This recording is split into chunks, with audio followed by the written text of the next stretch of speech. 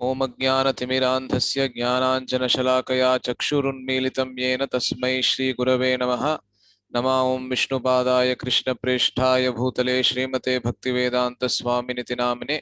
नमस्ते सारस्वते देवे गौरवाणी प्रचारिणे निर्विशेष शून्यवादि पाश्चात्य देशतारिणे। जय श्री कृष्ण चैतन्य प्रभु नित्यानंद श्री अद्वैत गदाधर श्रीवासादि गौरभक्तवृंद।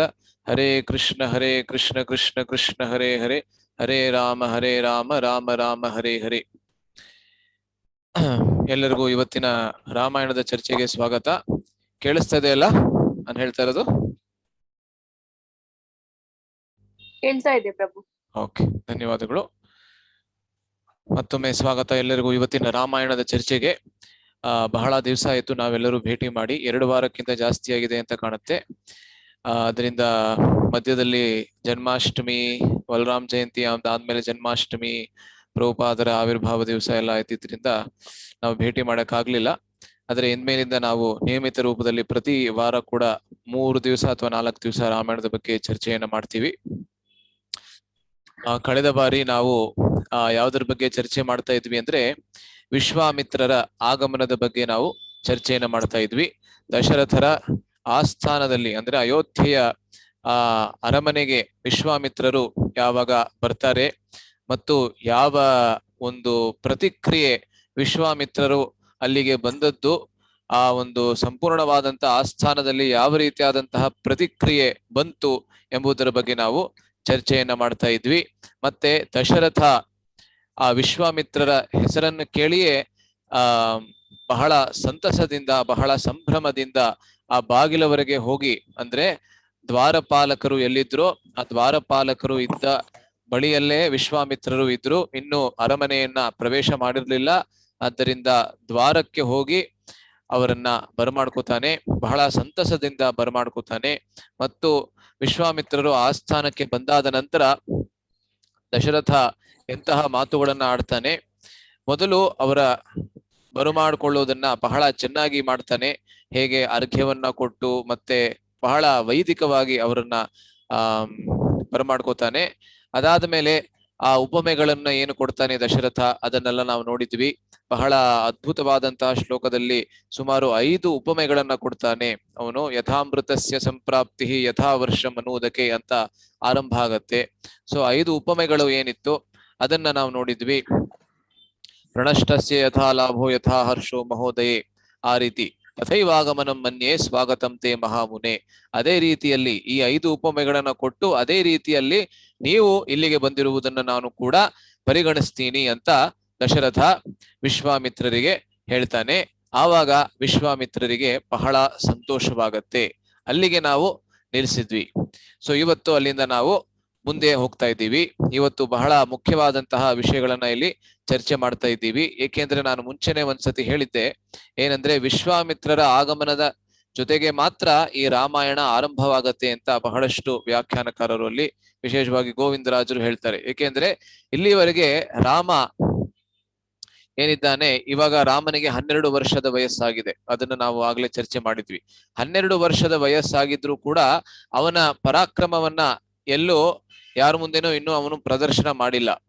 ರಾಮ ಎಂಬುದರ ಬಗ್ಗೆ, ಅವನ ಪರಾಕ್ರಮ ಏನಿದೆ ಅದರ ಬಗ್ಗೆ ಋಷಿಮುನಿಗಳಿಗೆ ಗೊತ್ತಿದೆ ಅಷ್ಟೇನೆ. ಯಾಕೆಂದ್ರೆ ಋಷಿಮುನಿಗಳು ರಾಮನ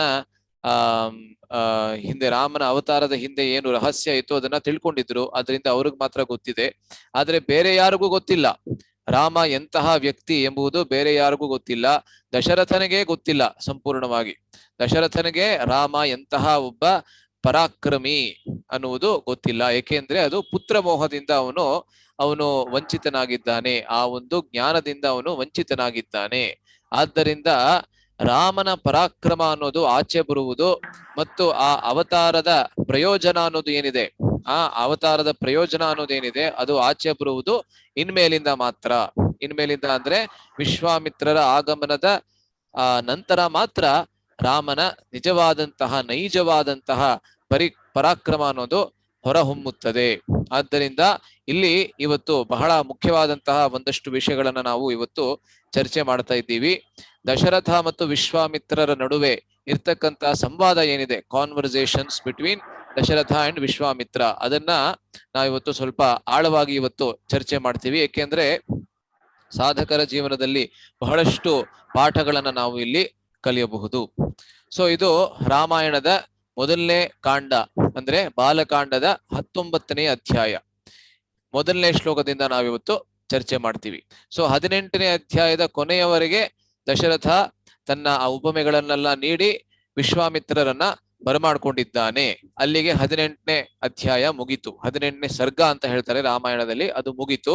ಇನ್ಮೇಲಿಂದ ವಿಶ್ವಾಮಿತ್ರರು ಹೇಗೆ ಅದಕ್ಕೆ ಪ್ರತ್ಯುತ್ತರವನ್ನ ದಶರಥನಿಗೆ ನೀಡಿದ್ರು ಎಂಬುದನ್ನ ಇಲ್ಲಿ ನಾವು ನೋಡ್ತೀವಿ. ವಿಶೇಷವಾಗಿ ಇವತ್ತು ವಿಶ್ವಾಮಿತ್ರರ ವಾಕ್ಯಗಳನ್ನ, ವಿಶ್ವಾಮಿತ್ರರ ಆ ಒಂದು ಸಂವಾದ ಏನಿದೆ ದಶರಥನ ಜೊತೆಗೆ, ಅದನ್ನ ಇವತ್ತು ನಾವು ನೋಡ್ತೀವಿ. ತಚ್ಛ್ರುತ್ವ ರಾಜಸಿಂಹಸ್ಯ ವಾಕ್ಯಮದ್ಭುತಂ ವಿಸ್ತರಂ ಹೃಷ್ಟರೋಮ ಮಹಾತೇಜ ವಿಶ್ವಾಮಿತ್ರ ಅಭ್ಯಭಾಷತ. ಅಭ್ಯಭಾಷತ, ಭಾಷತ ಅಂದ್ರೆ ಮಾತನಾಡದ, ಹೀಗೆ ವಿಶ್ವಾಮಿತ್ರರು ಹೇಳಿದರು. ಅಭ್ಯಭಾಷತ ಅಂದ್ರೆ ಬಹಳ ವಿಶೇಷವಾಗಿ ಈ ತರ ನುಡಿದರು.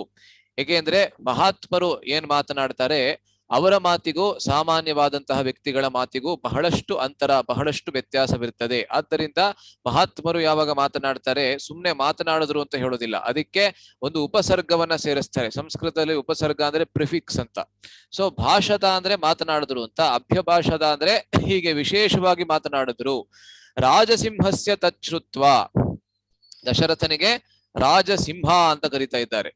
ರಾಜಸಿಂಹ ಅಂದ್ರೆ ರಾಜರಲ್ಲಿ ಸಿಂಹನಾದಿದ್ದಂತಹ ದಶರಥನ ಆ ಒಂದು ವಾಕ್ಯವನ್ನ ಅದ್ಭುತ ವಿಸ್ತರಂ. ಏಕೆಂದ್ರೆ ದಶರಥ ಆ 18ನೇ ಅಧ್ಯಾಯದಲ್ಲಿ ನಾವು ಒಂದು ಶ್ಲೋಕವನ್ನ ಗಮನಿಸಿದ್ವಿ. ಯಾವ ಶ್ಲೋಕದಲ್ಲಿ ದಶರಥ ವಿಶ್ವಾಮಿತ್ರರಿಗೆ ನೀವು ಏನು ಬೇಕಾದ್ರೂ ಹೇಳಿ, ಅದನ್ನ ನಾನು ಮಾಡೋದಕ್ಕೆ ಸಿದ್ಧನಾಗಿದ್ದೀನಿ, ನೀವು ಎಂತ ವಾಕ್ಯವನ್ನ ಹೇಳಿದ್ರು ಕೂಡ ಅದನ್ನ ನಾನು ನಡೆಸ್ಕೊಡೋದಕ್ಕೆ ಸಿದ್ಧನಾಗಿದ್ದೀನಿ ಅಂತ ಹೇಳ್ತಾನಲ್ಲ, ಅದನ್ನ ಇಟ್ಕೊಂಡು ಇವಾಗ ವಿಶ್ವಾಮಿತ್ರರು ಇವಾಗ ಅವರಿಗೆ ವಾಪಸ್ಸು ಈ ಒಂದು ಮಾತನ್ನ ನಡೆಸ್ಕೊಡು ಅಂತ ಕೇಳ್ತಾ ಇದ್ದಾರೆ. ಅದನ್ನ ಇವಾಗ ನಾವು ಗಮನಿಸ್ತೀವಿ. ಹೃಷ್ಟರೋಮ ಮಹಾತೇಜ, ಏಕೆಂದ್ರೆ ವಿಶ್ವಾಮಿತ್ರರಿಗೆ ಇವಾಗ ಬಹಳ ಸಂತೋಷವಾಗ್ಬಿಟ್ಟಿದೆ. ಮುಂಚೆ ಇಲ್ಲಿಗೆ ಬರೋದಕ್ಕಿಂತ ಮುಂಚೆ ಅವರ ಮನಸ್ಸಿನಲ್ಲಿ ಸ್ವಲ್ಪ ಸಂದೇಹವಿತ್ತು. ಏಕೆಂದ್ರೆ ಯಾವ ತಂದೆಯಾದರೂ ಕೂಡ ತನ್ನ ಮಗನನ್ನ ರಾಕ್ಷಸರ ಸಂಹಾರವನ್ನ ಮಾಡೋದಕ್ಕೆ ಕಳಿಸೋದಕ್ಕೆ ಅವರು ಒಪ್ಕೊಳ್ಳೋದಿಲ್ಲ. ಆದ್ರೆ ಇಲ್ಲಿ ನಾವು ನೋಡ್ತಾ ಇದ್ದೀವಿ, ದಶರಥ ನಾನು ಅವನಿಗೆ ಏನನ್ನ ಕೇಳ್ಬೇಕು ಅಂತ ಇದ್ದೀನಿ ಅದನ್ನ ಕೇಳೋದಕ್ಕಿಂತ ಮುಂಚೆನೆ ಎಂತಹ ಒಂದು ಪ್ರತಿಜ್ಞೆಯನ್ನ ಮಾಡ್ಬಿಟ್ಟಿದ್ದಾನೆ, ಒಂದು ಮಾತನ್ನ ಕೊಟ್ಬಿಟ್ಟಿದ್ದಾನೆ. ನೀವು ಏನೇ ಕೇಳಿದ್ರು ಕೂಡ ಅದನ್ನ ನಡ್ಸ್ಕೊಡೋದಕ್ಕೆ ನಾನು ಸಿದ್ಧನಾಗಿದ್ದೀನಿ ಅಂತ ಒಂದು ಮಾತನ್ನ ಕೊಟ್ಬಿಟ್ಟಿದ್ದಾನಲ್ಲ, ಆದ್ದರಿಂದ ಇವರಿಗೆ ಬಹಳ ಸಂತೋಷ. ಹೃಷ್ಟರೋಮ ಮಹಾತೇಜಾಹ ವಿಶ್ವಾಮಿತ್ರ ಅಭ್ಯಭಾಷತ ಸದೃಶಂ ರಾಜಶಾರ್ದೂಲ ತವ ಏತದ್ ಭುವಿ ನಾನ್ಯಥಾ ಮಹಾವಂಶ ಪ್ರಸೂತಸ್ಯ ವಸಿಷ್ಠ ವ್ಯಪದೇಶಿನಃ. ಇಲ್ಲಿ ವಿಶ್ವಾಮಿತ್ರರು ಮಾತನಾಡೋದಕ್ಕೆ ಆರಂಭ ಮಾಡ್ತಾ ಇದ್ದಾರೆ. ಸದೃಶಂ ರಾಜಶಾರ್ದೂಲ, ಮೊದಲು ರಾಜಸಿಂಹ ಅಂತ ಇತ್ತು, ಇಲ್ಲಿ ರಾಜಶಾರ್ದೂಲ. ಸಿಂಹ ಅಂದ್ರೆ ಎಲ್ಲರಿಗೂ ಗೊತ್ತಿದೆ ಲಯನ್, ಶಾರ್ದೂಲ ಅಂದ್ರೆ ಹುಲಿ.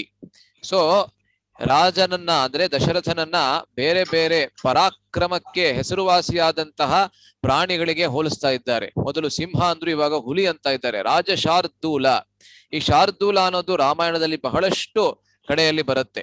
ರಾಮನನ್ನ ಕೂಡ ಶಾರ್ದೂಲ ಅಂತ ಒಂದು ಬಹಳ ಪ್ರಸಿದ್ಧವಾದಂತಹ ಶ್ಲೋಕದಲ್ಲಿ ವಿಶ್ವಾಮಿತ್ರರೇ ರಾಮನನ್ನ ಶಾರ್ದೂಲ ಅಂತ ಕರೀತಾರೆ, ಅಂದ್ರೆ ಹುಲಿ ಅಂತ. ಯಾವ ಶ್ಲೋಕ ಅದು? ಬಹಳ ಪ್ರಸಿದ್ಧವಾದಂತಹ ಶ್ಲೋಕ, ಪ್ರಾಯಶಃ ಎಲ್ಲರಿಗೂ ಇದು ಗೊತ್ತೇ ಇರುತ್ತೆ ಅಂತ ಅನ್ಕೋತೀನಿ. ಯಾರಾದ್ರೂ ಹೇಳೋದಕ್ಕೆ ಬಯಸ್ತೀರಾ? ಯಾವ ಶ್ಲೋಕದಲ್ಲಿ ವಿಶ್ವಾಮಿತ್ರರೇ ರಾಮನನ್ನ ಶಾರ್ದೂಲ ಅಂತ ಕರೀತಾರೆ?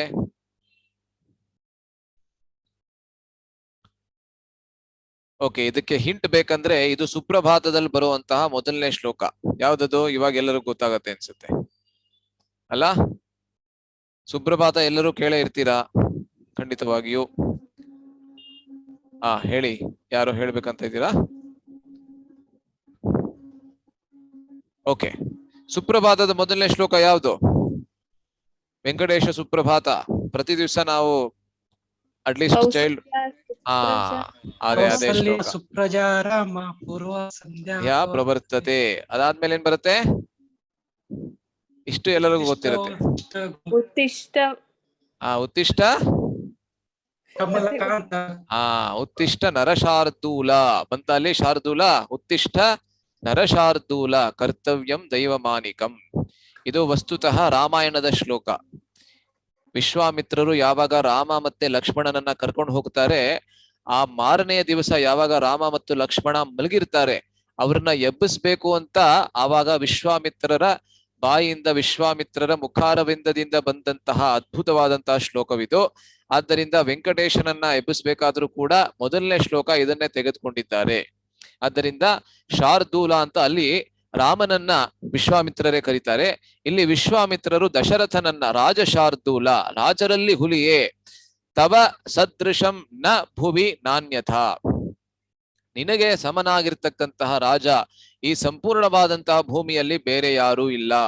ತವ ಸದೃಶಂ ನ ಅನ್ಯಥಾ ಮಹಾವಂಶ ಪ್ರಸೂತಸ್ಯ ವಸಿಷ್ಠ ವ್ಯಪದೇಶಿನಃ. ಮಹಾವಂಶ ಪ್ರಸೂತಸ್ಯ, ಮಹಾವಂಶದಲ್ಲಿ ಬಂದಿರತಕ್ಕಂತಹ, ಇಕ್ಷ್ವಾಕು ವಂಶದಲ್ಲಿ ಬಂದಿರತಕ್ಕಂತಹ, ಆ ಸೂರ್ಯ ವಂಶದಲ್ಲಿ ಬಂದಿರತಕ್ಕಂತಹ ನಿನಗೆ ಸಮಾನರಾಗಿರ್ತಕ್ಕಂಥವ್ರು ಬೇರೆ ಯಾರು ಇಲ್ಲ. ಅಷ್ಟು ಮಾತ್ರ ಅಲ್ಲ, ವಸಿಷ್ಠ ವ್ಯಪದೇಶಿನಃ, ನಿನಗೆ ಯಾರು ಈ ತರಬೇತಿಯನ್ನು ಕೊಟ್ಟಿದ್ದಾರೆ? ವಸಿಷ್ಠರು. ಆದ್ದರಿಂದ ಸಾಮಾನ್ಯವಾಗಿ ವಸಿಷ್ಠರು ಮತ್ತು ವಿಶ್ವಾಮಿತ್ರರ ನಡುವೆ ಬಹಳ ವೈರತ್ವವಿದೆ, ಅದು ಸತ್ಯವಾದಂತಹ ಮಾತು. ಆದ್ರೂ ಕೂಡ ಇಲ್ಲಿ ವಿಶ್ವಾಮಿತ್ರರು ಏನ್ ಹೇಳ್ತಾ ಇದ್ದಾರೆ? ವಸಿಷ್ಠರನ್ನು ಕೂಡ ಹೊಗಳ್ತಾ ಇದ್ದಾರೆ. ಏಕೆಂದ್ರೆ ಎಷ್ಟೊಂದ್ಸತಿ ನಾವು ಕೂಡ ನೋಡ್ತೀವಿ, ಯಾರೋ ಒಬ್ಬ ಹುಡುಗ ತುಂಬಾ ಚೆನ್ನಾಗಿ ಓದ್ತಾನೆ ಅಂದ್ರೆ ಅವ್ರ ತಂದೆ ತಾಯಿ ಯಾರು ಅಂತ ಕೇಳ್ತೀವಿ. ಅವ್ನು ನಡವಳಿಕೆ ತುಂಬಾ ಚೆನ್ನಾಗಿದೆ, ಬಿಹೇವಿಯರ್ ತುಂಬಾ ಚೆನ್ನಾಗಿದೆ ಅಂದ್ರೆ ಯಾರು ಇವನ ತಂದೆ ತಾಯಿ, ಯಾರು ಇವನಿಗೆ ಇಷ್ಟು ಒಳ್ಳೆ ನಡವಳಿಕೆನ ಹೇಳ್ಕೊಟ್ಟಿದ್ದಾರೆ ಅಂತ ಕೇಳ್ತೀವಿ. ಅದೇ ರೀತಿಯಲ್ಲಿ ಇಲ್ಲಿ ವಸಿಷ್ಠ ವ್ಯಪದೇಶಿನಃ, ವಸಿಷ್ಠರು ನಿನಗೆ ತರಬೇತಿ ಕೊಟ್ಟಿದ್ದಾರೆ ಅಂದ ಮೇಲೆ ನಿನ್ನ ಬಾಯಿಯಿಂದ, ಮುಖಾರವಿಂದದಿಂದ ಈ ರೀತಿಯಾಗಿರ್ತಕ್ಕಂಥ ಮಾತು ಬರೋದ್ರಲ್ಲಿ ಯಾವುದೇ ರೀತಿಯಾಗಿರ್ತಕ್ಕಂತಹ ಒಂದು ಸಂಶಯ ಇಲ್ಲ ಅಂತ ಇಲ್ಲಿ ಹೇಳ್ತಾ ಇದ್ದಾನೆ. ಯತ್ತು ಮೇ ಹೃದ್ಗತಂ ವಾಕ್ಯಂ ತಸ್ಯ ಕಾರ್ಯಸ್ಯ ನಿಶ್ಚಯಂ ಕುರುಷ್ವ ರಾಜಶಾರ್ದೂಲ ಭವ ಸತ್ಯ ಪ್ರತಿಶ್ರವಾಹ. ಸೊ ವಿಶ್ವಾಮಿತ್ರರು ಸುಮ್ನೆ ಯಾರನ್ನು ಹೊಗಳೋದಿಲ್ಲ. ಆದ್ರಿಂದ ದಶರಥನ ಮಾತನ್ನ ಕೇಳಿ ಸ್ವಲ್ಪ ಒಂದೇ ಶ್ಲೋಕದಲ್ಲಿ ದಶರಥನನ್ನ ಹೊಗಳಿದ್ರು. ಅದಾದ ಮೇಲೆ he comes straight to the point, direct ಆಗಿ ಏನನ್ನ ಕೇಳ್ಬೇಕು ಅಂತ ಇದ್ದಾರೆ ಅದಕ್ಕೆ ಬಂದ್ಬಿಡ್ತಾರೆ. ಯತ್ತು ಮೇ ಹೃದ್ಗತಂ ವಾಕ್ಯಂ ತಸ್ಯ ಕಾರ್ಯಸ್ಯ ನಿಶ್ಚಯಂ, ನನ್ನ ಹೃದಯದಲ್ಲಿ ಯಾವ ಒಂದು ಕಾರ್ಯವನ್ನ ನಾನು ಸಂಪನ್ನಗೊಳಿಸಬೇಕು ಅಂತ ಇದ್ದೀನಿ ಅದನ್ನ ಯಾವಾಗ ನಾನು ನಿನ್ ಮುಂದೆ ಇಟ್ಬಿಡ್ತೀನಿ. ಕುರುಷ್ವ ರಾಜಶಾರ್ದೂಲ, ಆ ಕಾರ್ಯವನ್ನ ನೀನು ಮಾಡ್ಬಿಟ್ಟು ತೋರಿಸ್ಬೇಕು.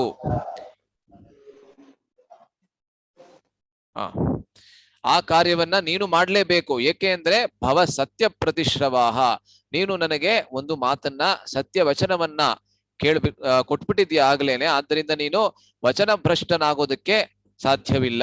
ಆದ್ದರಿಂದ ಭವ ಸತ್ಯ ಪರಿಶ್ರವಾಹ, ಸತ್ಯ ಪರಿಶ್ರವಾಹ ಭವ. ಆದ್ದರಿಂದ ನಿನ್ನ ಮಾತಿಗೆ ತಕ್ಕಂತೆ ಇವಾಗ ನಡ್ಕೊಳ್ಳುವಂತಹ ಒಂದು ಸಮಯ ಬಂದಾಗಿದೆ. ಅವನೇನ್ ಹೇಳ್ತಾನೆ? ಇವಾಗ ವಿಶ್ವಾಮಿತ್ರರು ಒಂದಷ್ಟು ಶ್ಲೋಕಗಳಲ್ಲಿ ತಮ್ಮ ಪರಿಸ್ಥಿತಿಯನ್ನ ವಿವರಿಸ್ತಾರೆ. ಯಾವ ಒಂದು ಕಠಿಣವಾದಂತಹ, ಸಂದಿಗ್ಧವಾದಂತಹ ಪರಿಸ್ಥಿತಿಯಲ್ಲಿ ಅವರಿದ್ರು ಅದನ್ನ ಸುಮಾರು 3 ಅಥವಾ 4 ಶ್ಲೋಕಗಳಲ್ಲಿ ಅವರು ವಿವರಿಸ್ತಾರೆ. ಅಹಂ ನಿಯಮ ಮಾತಿಷ್ಠೆ ಸಿದ್ಧ್ಯರ್ಥಂ ಪುರುಷರ್ಷಭ ತಸ್ಯ ವಿಘ್ನಕರೌ ದೌ ತು ರಾಕ್ಷಸೌ ಕಾಮರೂಪಿಣೌ. ಸೊ ಇಲ್ಲಿ ಸೀದಾ ಪಾಯಿಂಟ್ ಬಂದ್ಬಿಟ್ರು. ಏನಂದ್ರೆ ಅಹಂ ನಿಯಮ ಮಾತಿಷ್ಠೆ, ಅಹಂ ಸಿದ್ಧ್ಯರ್ಥಂ ನಿಯಮ ಮಾತಿಷ್ಠೆ, ನಾನು ಒಂದು ಸಿದ್ಧಿಯನ್ನ ಪಡ್ಕೋಬೇಕು ಅಂತ ಒಂದು ನಿಯಮವನ್ನ ಆಚರಿಸ್ತಾ ಇದ್ದೀನಿ, ಅಂದ್ರೆ ಯಜ್ಞವನ್ನ ಮಾಡ್ತಾ ಇದ್ದೀನಿ. ನಿಯಮ ಮಾತಿಷ್ಠೆ ಅಂದ್ರೆ ಅಲ್ಲಿ ಸುಮ್ನೆ ಯಾವುದೋ ಒಂದು ನಿಯಮವನ್ನ ಅವರು ಆಚರಿಸ್ತಾ ಇಲ್ಲ. ವಿಶ್ವಾಮಿತ್ರರಂತಹ ಮುನಿಗಳಿಗೆ ನಾವು ಪಾಲಿಸಬೇಕಾದಂತಹ 4 ನಿಯಮಗಳ ಅವಶ್ಯಕತೆ ಇಲ್ಲ ಅಲ್ವಾ? ಬಹಳಷ್ಟು ಸಲ ನೀವು ಯಾವ್ದಾದ್ರು ಪೌರಾಣಿಕವಾದಂತಹ ಸ್ಥಳಕ್ಕೆ ಹೋಗಿದ್ರೆ, ಉಡುಪಿ ಇರಬಹುದು ಅಥವಾ ಕರ್ನಾಟಕದಲ್ಲಿ ಮೇಲುಕೋಟೆ ಅಂತ ಏನು ಶ್ರೀ ವೈಷ್ಣವ ಕ್ಷೇತ್ರ ಇದೆ ಅದಕ್ಕೆ ಅಲ್ಲಿರಬಹುದು, ಅಥವಾ ತಮಿಳುನಾಡಿನಲ್ಲಿ ಶ್ರೀರಂಗ, ಅಥವಾ ಉತ್ತರ ಭಾರತದಲ್ಲಿ ವೃಂದಾವನ. ಅಲ್ಲಿಗೆ ಹೋದಾದ್ಮೇಲೆ ಅಲ್ಲಿ ಇರ್ತಕ್ಕಂತಹ ಆ ಪೌರಾಣಿಕವಾದಂತಹ ವೈಷ್ಣವರು ಯಾರು ಇರ್ತಾರೆ ಅವರನ್ನ ಭೇಟಿ ಮಾಡಿದ್ರೆ ನಿಜವಾಗ್ಲೂ ನಿಮಗನ್ಸುತ್ತೆ, ನಮಗೆಲ್ಲರಿಗೂ ಎಲ್ಲರೂ ಯಾವಾಗ್ಲೂ ಹೇಳ್ತಾ ಇರಬೇಕು 4 ನಿಯಮಗಳನ್ನ ಯಾವಾಗ್ಲೂ ಪಾಲಿಸ್ಬೇಕು ಅಂತ ನಮಗ್ ಹೇಳ್ತಾ ಇರಬೇಕು. ಆದ್ರೆ ಇಂಥವ್ರಿಗೆ ಏನು ಹೇಳೋದ್ ಬೇಕೇ ಆಗಿಲ್ಲ ಅಲ್ವಾ? ಒಂದ್ಸಲ ನಮಗೆ ಒಬ್ಬ ವರಿಷ್ಠ ಸನ್ಯಾಸಿಗಳು ಒಂದು ಜೋಕ್ ಅನ್ನು ಹೇಳ್ತಾ ಇದ್ರು. ಏನಂದ್ರೆ ಇಸ್ಕಾನ್ ಸಂಸ್ಥೆಯಲ್ಲೇನೆ ಬಹಳ ಜಾಗೃತೆಯಿಂದ ಯಾರು ತಮ್ಮ ಮಗಳನ್ನ ತುಂಬಾ ಚೆನ್ನಾಗಿ ನೋಡ್ಕೊಂಡು ಕಾಪಾಡ್ಕೊಂಡು ಬಂದಿದ್ರು, ಆ ಮಗಳು ಯಾವಾಗ ದೀಕ್ಷೆ ಪಡ್ಕೋಬೇಕು ಅಂತ ಹೋದ್ರು ತಮ್ಮ ಗುರುಗಳ ಮುಂದೆ, ಆವಾಗ ಗುರುಗಳು ಅವರನ್ನ ಕೇಳಿದ್ರಂತೆ, 4 ನಿಯಮಗಳು ಯಾವುದು ಅದನ್ನ ಹೇಳು. ಯಾಕೆಂದ್ರೆ ಸಾಮಾನ್ಯವಾಗಿ ಇಸ್ಕಾನ್ ಸಂಸ್ಥೆಯಲ್ಲಿ ಆ ದೀಕ್ಷೆಯನ್ನ ಪಡ್ಕೋಬೇಕಾದ್ರೆ 4 ನಿಯಮಗಳನ್ನ ನಾನು ಪಾಲಿಸ್ತೀನಿ ಅಂತ ಹೇಳ್ಬೇಕು ಅಲ್ವಾ. ಆದ್ರೆ ಈ ಆ ಯಾರು ಅವರ ಮಗಳಿದ್ರು ಅವರಿಗೆ ಎಂತಹ ಒಂದು ಅದ್ಭುತವಾದಂತಹ ಸಂಸ್ಕೃತಿಯನ್ನ ಅವರ ತಂದೆ ತಾಯಂದಿರು ಕೊಟ್ಟಿದ್ರು ಅಂದ್ರೆ ಅವರ ಮನಸ್ಸಿನಲ್ಲಿ 4 ನಿಯಮಗಳನ್ನ ಮುರಿಯುವಂತಹ ಕೆಲಸ ಏನಾದ್ರೂ ಇದ್ಯಾ ಅಂತಾನೂ ಕೂಡ ಗೊತ್ತಿರ್ಲಿಲ್ಲವಂತೆ. ಇದು ನಿಜವಾದಂತಹ ಕಥೆ ಇದು. ಏನು ನಾನೇನು ಸುಮ್ನೆ ಹಾಗೆ ಹೇಳ್ತಾ ಇಲ್ಲ, ಆದ್ರೆ ಗೊತ್ತೇ ಇರ್ಲಿಲ್ಲ. ಆದ್ರಿಂದ ಆಯ್ತು 4 ನಿಯಮಗಳು ಏನು ಅಂತ ಹೇಳಿ ಅಂತ ಹೇಳಿದ್ರಂತೆ. ಅವ್ರಿಗೆ ಗೊತ್ತಿರಲಿಲ್ಲ 4 ನಿಯಮಗಳು ಏನು ಅಂತ. ಆಯ್ತು ಹಾಗಾದ್ರೆ, ಯಾಕೆಂದ್ರೆ ಅವ್ರ ತಂದೆ ತಾಯಿ ಇದ್ರು ಇವರಿಗೆ ತುಂಬಾ ಚೆನ್ನಾಗಿ ಗೊತ್ತಿದೆ ಈ ಗುರುಗಳಿಗೆ. ಆದ್ರಿಂದ ಗುರುಗಳು ಕೇಳಿದ್ರು, ಆಯ್ತು ನಾನ್ ಹೇಳ್ತೀನಿ 4 ನಿಯಮಗಳನ್ನ, ನನ್ನ ಹಿಂದೆ ಇದನ್ನ ಹೇಳು ಅಂತ ಹೇಳಿದ್ರು. ಆದ್ರಿಂದ ನಾನ್ ಮಾಂಸಾಹಾರ ಮಾಡೋದಿಲ್ಲ ಅಂತ ಹೇಳು ಅಂತ ಹೇಳಿದ್ರು. ಅವಾಗ ಆ ಹುಡುಗಿಗೆ ಮಾಂಸಾಹಾರ ಹೇಗಾದ್ರೂ ಯಾರಿಗಾದ್ರೂ ಮಾಡೋದಕ್ಕೆ ಸಾಧ್ಯ? ಆ ರೀತಿಯಾದಂತ ಆಹಾರವನ್ನ ತಿನ್ನೋದಕ್ಕೆ ಹೇಗಾದ್ರೂ ಸಾಧ್ಯ ಅಂತ ಅವ್ರಿಗೆ ಗೊತ್ತೇ ಆಗ್ಲಿಲ್ಲ. ಅವಾಗ ಅವ್ರು ಹೇಳಿದ್ರು, ನಾನು ಪ್ರಸಾದವನ್ನ ಬಿಟ್ಟು ಬೇರೆ ಏನನ್ನು ಸ್ವೀಕರಿಸೋದಿಲ್ಲ, ಅದನ್ನ ಆ ರೀತಿ ಬೇಕಾದ್ರೆ ನಾನು ಒಂದು ಪ್ರತಿಜ್ಞೆಯನ್ನ ಮಾಡ್ತೀನಿ ಅಂತ ಅವರ ಮಗಳು ಹೇಳ್ತಾ ಇದ್ದಿದ್ದು. ಸೊ ಈ ರೀತಿ ಬಹಳ ಪೌರಾಣಿಕವಾದಂತ ಸ್ಥಳಗಳಿಗೆ ಹೋದ್ರು ಕೂಡ ನೀವು ಅಲ್ಲಿರ್ತಕ್ಕಂಥ ವೈಷ್ಣವರು ಅವರ ಜೀವನದ ಮೊದಲನೇ ದಿವಸದಿಂದ ಬರೀ ಪ್ರಸಾದದ ಸೇವೆಯನ್ನ ಮಾಡ್ಕೊಂಡು ಬಂದಿರ್ತಕ್ಕಂಥ ವೈಷ್ಣವರು ಇರ್ಬೇಕಾದ್ರೆ ಅವರಿಗೆ ಈ 4 ನಿಯಮಗಳನ್ನ ಪಾಲಿಸ್ಬೇಕು ಅಂತ ಹೇಳುವಂತಹ ಯಾವುದೇ ರೀತಿಯಾಗಿರ್ತಕ್ಕಂತಹ ಅವಶ್ಯಕತೆ ಇಲ್ಲ. ಸೊ ವಿಶ್ವಾಮಿತ್ರರು ಅಹಂ ನಿಯಮ ಮಾತಿಷ್ಟೇ, ಆ ನಿಯಮ ಯಾವ ನಿಯಮ ಅಂದ್ರೆ ಯಜ್ಞವನ್ನ ಮಾಡ್ತಾ ಇದ್ದೀನಿ ಹೇ ಪುರುಷರ್ಷಭ, ಆ ಪುರುಷ ಋಷಭ, ಪುರುಷರಲ್ಲಿ ಉತ್ತಮನಾಗಿರ್ತಕ್ಕಂಥ ಪುರುಷನೇ, ನಾನು ಒಂದು ನಿಯಮವನ್ನ ಅಂದ್ರೆ ಒಂದು ಯಜ್ಞವನ್ನ ಮಾಡ್ತಾ ಇದ್ದೀನಿ. ಆದ್ರೆ ಆ ಯಜ್ಞದಲ್ಲಿ ತಸ್ಯ ದ್ವೌ ವಿಘ್ನಕರೌ, ದ್ವೌ ಅಂದ್ರೆ 2 ಅಥವಾ ಇಬ್ಬರು. ಸೊ ಇಬ್ಬರು ವಿಘ್ನವನ್ನ ಅಲ್ಲಿ ಮಾಡ್ತಾ ಇದ್ದಾರೆ. ಯಜ್ಞವನ್ನ ನಾನು ಮಾಡ್ಬೇಕಾದ್ರೆ ಇಬ್ರು ರಾಕ್ಷಸರು, ದ್ವೌ ರಾಕ್ಷಸೌತು ವಿಘ್ನಕರೌ, ಇಬ್ಬರು ರಾಕ್ಷಸರು ಅಲ್ಲಿ ಬಂದು ಅದಕ್ಕೆ ವಿಘ್ನವನ್ನ ಮಾಡ್ತಾ ಇದ್ದಾರೆ. ಕಾಮರೂಪಿಣವು, ಏಕೆಂದ್ರೆ ಅವರು ಕಾಮರೂಪಿಣು ಅಂದ್ರೆ ಕಾಮವೇ ಅವರಿಗೆ ರೂಪವಾಗಿರ್ತಕ್ಕಂತಹ ಒಂದು ಪರಿಸ್ಥಿತಿ. ಆದ್ದರಿಂದ ಸೊ ಕಾಮರೂಪಿಗಳಾಗಿರ್ತಕ್ಕಂಥ ಇಬ್ರು ರಾಕ್ಷಸರು ಯಾರಿದ್ದಾರೆ, ಮಾರೀಚ ಮತ್ತು ಸುಬಾಹು ಎಂಬಂತಹ ರಾಕ್ಷಸರು ಯಾರಿದ್ದಾರೆ, ಅವರು ಈ ಯಜ್ಞಕ್ಕೆ ಬಂದು ಏನ್ ಮಾಡ್ತಾ ಇದ್ದಾರೆ, ವಿಘ್ನವನ್ನ ಅಂದ್ರೆ ಅಡಚಣೆಯನ್ನ ಅವರು ಮಾಡ್ತಾ ಇದ್ದಾರೆ. ಯಾವ ರೀತಿಯಾಗಿರ್ತಕ್ಕಂಥ ಅಡಚಣೆ ಎನ್ನುವುದನ್ನ ಮುಂದಿನ ಶ್ಲೋಕದಲ್ಲಿ ಅವ್ರು ಹೇಳ್ತಾರೆ. ವ್ರತೆ ಮೇ ಬಹುಶಶ್ಚೀರ್ಣೆ ಸಮಾಪ್ತ್ಯಾಂ ರಾಕ್ಷಸಾವಿಮೌ ಮಾರೀಚಶ್ಚ ಸುಬಾಹುಶ್ಚ ವೀರ್ಯವಂತೌ ಸುಶಿಕ್ಷಿತೌ ತೌ ಮಾಂಸ ರುಧಿರೌಘೇಣ ವೇದಿಂ ತಾಂ ಅಭ್ಯವರ್ಷತಾಂ. ಅಭ್ಯವರ್ಷತಾಂ ಅಂದ್ರೆ ಮಳೆಯ ತರಹ ಸುರಿಸ್ತಾರೆ ಅಂತ. ಸೊ ನನ್ನ ವ್ರತ ಅನ್ನೋದು, ನನ್ನ ಯಜ್ಞ ಎನ್ನುವುದು ಯಾವಾಗ ಇನ್ನೇನು ಸಂಪನ್ನಗೊಳ್ಬೇಕು, it is almost reached completion, ಆವಾಗ್ಲೇನೆ ಇವ್ರು ಏನ್ ಮಾಡ್ತಾರೆ, ಬಂದ್ಬಿಟ್ಟು ಏನ್ ಮಾಡ್ತಾರೆ, ಮಾಂಸ ರುಧಿರೌಘೇಣ, ಮಾಂಸ ಮತ್ತು ರುಧಿರ ಅಂದ್ರೆ ರಕ್ತ, ಆ ಮಾಂಸವನ್ನ ಮತ್ತೆ ರುಧಿರವನ್ನ ಯಜ್ಞಕುಂಡದ ಮೇಲೆ ಸುರಿಸ್ತಾರೆ. ಮತ್ತು ಸಂಪೂರ್ಣವಾದಂತಹ ಯಜ್ಞ ಶಾಲೆ ಅನ್ನೋದೇನಿದೆ, ಯಜ್ಞಶಾಲೆ ಅಂದ್ರೆ ಯಾವ ಒಂದು ಸ್ಥಳದಲ್ಲಿ ನೀವು ಯಜ್ಞವನ್ನ ಮಾಡ್ತಾ ಇದ್ದೀರಾ ಅದಕ್ಕೆ ಯಜ್ಞಶಾಲೆ ಅಂತ ಹೆಸರು. ಆ ಸಂಪೂರ್ಣವಾದಂತಹ ಯಜ್ಞ ಶಾಲೆಯನ್ನ ಇವರು ಮಲಿನಗೊಳಿಸ್ತಾ ಇದ್ದಾರೆ, ಅಂದ್ರೆ ಪೂರ್ತಿ ಅಸ್ವಚ್ಛವನ್ನ ಮಾಡ್ತಾ ಇದ್ದಾರೆ ಈ ಇಬ್ರು ರಾಕ್ಷಸರು ಬಂದು. ಮತ್ತು ಅವರಿಗೆ ಒಂದು ವಿಶೇಷಣವನ್ನ ಬೇರೆ ಕೊಡ್ತಾ ಇದ್ದಾರೆ, ವೀರ್ಯವಂತವು ಸುಶಿಕ್ಷಿತವು, ಅವರು ವೀರರು, ಏಕೆಂದ್ರೆ ವೀರರ ಮಕ್ಕಳು ಕೂಡ ಅವರು, ಮತ್ತು ಸುಶಿಕ್ಷಿತವು, ಅವರಿಗೆ ಒಳ್ಳೆ ಶಿಕ್ಷಣ ಕೂಡ ಸಿಕ್ಕಿದೆ. ಆದ್ರೆ ಒಳ್ಳೆ ಶಿಕ್ಷಣ ಏನು ಅನ್ನೋದೇನ್ ಸಿಕ್ಕಿದೆ, ಟೆರರಿಸ್ಟ್ ತರಹ, ಆತಂಕವಾದಿಗಳ ತರಹ ಅದನ್ನ ದುರುಪಯೋಗ ಪಡಿಸ್ಕೊತಾ ಇದ್ದಾರೆ ಇವರಿಬ್ರು. ಆದ್ದರಿಂದ ವಿಶೇಷವಾಗಿ ಇಲ್ಲಿ ಏನ್ ಹೇಳ್ತಾ ಇದ್ದಾರೆ ಅಂದ್ರೆ, ಇನ್ನೇನು ಸಮಾಪ್ತಿ ಆಗ್ಬೇಕು ಯಜ್ಞ, ಆವಾಗ ಮಾತ್ರ ಅವ್ರು ಬಂದ್ಬಿಟ್ಟು ಈ ರೀತಿಯಾಗಿರ್ತಕ್ಕಂತಹ ಒಂದು ಮಾಂಸವನ್ನ ಮತ್ತೆ ರಕ್ತವನ್ನ ಸುರಿಸ್ತಾರೆ. ಆರಂಭದಲ್ಲಿ ಸುರಿಸೋದಿಲ್ಲ. ಏನಕ್ಕೆ ಅಂದ್ರೆ ಅವ್ರಿಗೆ ಗೊತ್ತಿದೆ, ಈ ಋಷಿಮುನಿಗಳ ಸಂಪೂರ್ಣವಾದಂತಹ ಶ್ರಮ ಏನಿದೆ, ಪರಿಶ್ರಮ ಅನ್ನೋದೇನಿದೆ, ಅದನ್ನ ನಾವು ಭಂಗ ಮಾಡ್ಬೇಕೆ ಹೊರತು ಆರಂಭದಲ್ಲೇ ಭಂಗ ಮಾಡ್ಬಿಟ್ರೆ ಅವಾಗ ಇವರಿಗೆ ಮತ್ತಷ್ಟು ಯಜ್ಞಗಳನ್ನ ಮಾಡೋದಕ್ಕೆ ಮತ್ತಷ್ಟು ಸ್ಫೂರ್ತಿ ಬರ್ಬೋದು. ಆದ್ದರಿಂದ ಇನ್ನೇನು ಸಮಾಪ್ತಿಗೊಳ್ಬೇಕು ಆವಾಗ ಮಾತ್ರ ನಾವು ವಿಘ್ನವನ್ನ ಮಾಡ್ತೀವಿ ಅಂತ ಹೇಳಿ, ಇನ್ನೇನು ಸಮಾಪ್ತಿ ಆಗುವಾಗ ಮಾತ್ರ ಅವರು ವಿಘ್ನವನ್ನ ಮಾಡ್ತಾ ಇದ್ದಾರೆ. ಇದು ಬಹಳ ಒಂದು ಗಂಭೀರವಾದಂತಹ ಸಮಸ್ಯೆ. ಏಕೆಂದ್ರೆ ಸುಮಾರು 1 ವರ್ಷ ಯಾರಾದ್ರೂ ಒಂದು ಪರೀಕ್ಷೆಗಾಗಿ ಇನ್ನೇನ್ ತಯಾರಿ ಮಾಡ್ಕೊಂಡು ಇನ್ನೇನ್ ಪರೀಕ್ಷೆ ಬರಿಬೇಕು. ಆವಾಗ ಅವರ ಮನೆಯಲ್ಲಿ ಯಾರೋ ಒಬ್ರು ತೀರ್ಕೊಂಡ್ಬಿಟ್ರು, ಅವ್ರ ಮನೆಯಲ್ಲಿ ಯಾವುದೋ ಒಂದು ಬಹಳ ದುರ್ಘಟನೆ ಆಯ್ತು ಅಂತ ಇಟ್ಕೊಳ್ಳಿ. ಆವಾಗ ಆ ಒಬ್ಬ ಪರೀಕ್ಷೆ ಯಾರು ಬರಿಬೇಕು ಅಂತ ಇದ್ದಾನೆ ಅಥವಾ ಇದ್ದಾಳೆ, ಅವರಿಗೆ ಬಹಳ ಸ್ಫೂರ್ತಿಯ ಒಂದು ನಷ್ಟ ಆಗತ್ತೆ. ಅವರಲ್ಲಿ ಇದ್ದಂತಹ ಸ್ಫೂರ್ತಿ ಏನಿತ್ತು, 1 ವರ್ಷದಿಂದ ಒಂದು ಪರೀಕ್ಷೆಗೆ ಎಷ್ಟೆಲ್ಲ ತಯಾರಿ ಮಾಡ್ಕೊಂಡು ಬಂದಿದ್ದಾರೆ, ಆ ಎಲ್ಲಾ ಸ್ಫೂರ್ತಿಯ ಭಂಗವಾಗ್ಬಿಡ್ತದೆ ಅಲ್ವಾ. ಸೊ ಅದೇ ರೀತಿಯಲ್ಲಿ ಇಲ್ಲಿ ಆಗ್ತಾ ಇದೆ. ಏನಾಗ್ತಾ ಇದೆ ಅಂದ್ರೆ, ಇನ್ನೇನು ಸಮಾಪ್ತಿ ಆಗ್ಬೇಕು, ಎಷ್ಟೆಲ್ಲ ಪರಿಶ್ರಮ, ಬರೀ ವಿಶ್ವಾಮಿತ್ರರು ಮಾತ್ರ ಅಲ್ಲ, ಅವರ ಮುನಿಗಳ ನಿರ್ದೇಶನದಲ್ಲಿ ಬೇರೆ ಬೇರೆ ಯಾವ ಋಷಿ ಮುನಿಗಳಿದ್ದಾರೆ ಅವರೆಲ್ಲರ ಪರಿಶ್ರಮವನ್ನ ಒಂದೇ ಸತಿಗೆ ಇವರು ಭಂಗ ಮಾಡ್ತಾ ಇದ್ದಾರೆ. ಆದ್ದರಿಂದ ಬಹಳ ಗಂಭೀರವಾದಂತಹ ಸಮಸ್ಯೆ ಇದು. ಆದ್ದರಿಂದ ಇದಕ್ಕೆ ನನಗೆ ಒಂದು ಪರಿಹಾರ ಬೇಕು ಅಂತ ವಿಶ್ವಾಮಿತ್ರರು ಇಲ್ಲಿ ದಶರಥನನ್ನ ಹುಡುಕೊಂಡು ಬಂದಿದ್ದಾರೆ. ಅವಧೂತೆ ತಥಾಭೂತೆ ತಸ್ಮಿನ್ ನಿಯಮನಿಷ್ಠಯೇ ಕೃತಶ್ರಮೋ ನಿರುತ್ಸಾಹ ತಸ್ಮಾತ್ ದೇಶಾದ್ ಅಪಾಕ್ರಮೆ. ಅಪಾಕ್ರಮೆ ಅಂದ್ರೆ ಅದನ್ನ, ಆ ಒಂದು ಯಜ್ಞಶಾಲೆಯನ್ನ, ಆ ಒಂದು ಸ್ಥಳವನ್ನ ತ್ಯಜಿಸಿ ನನಗೆ ಬರ್ಬೇಕಾಗ್ತಾ ಇದೆ. ಇದು ಬರೀ 1 ಸತಿ ಅಥವಾ 2 ಸತಿ ಆಗಿಲ್ಲ, 100 ಸತಿ ಈ ತರ ಆಗಿದೆ ಅಂತ ಒಬ್ರು ವ್ಯಾಖ್ಯಾನಕಾರರು ಹೇಳ್ತಾರೆ. 100 ಸತಿ ಈ ತರ ಆಗಿದೆ. ಯಾಕೆಂದ್ರೆ ವಿಶ್ವಾಮಿತ್ರರು ಮುಂದಿನ ಶ್ಲೋಕದಲ್ಲೂ ಹೇಳ್ತಾರೆ ಏನಂದ್ರೆ, ಈ ಇಬ್ಬರು ರಾಕ್ಷಸರನ್ನ ಕೊಂಡೋದು ನನಗೆ ಯಾವುದೇ ರೀತಿಯಾಗಿರ್ತಕ್ಕಂತ ಒಂದು ದೊಡ್ಡ ವಿಚಾರ ಅಲ್ಲ, ದೊಡ್ಡ ವಿಷಯ ಅಲ್ಲ.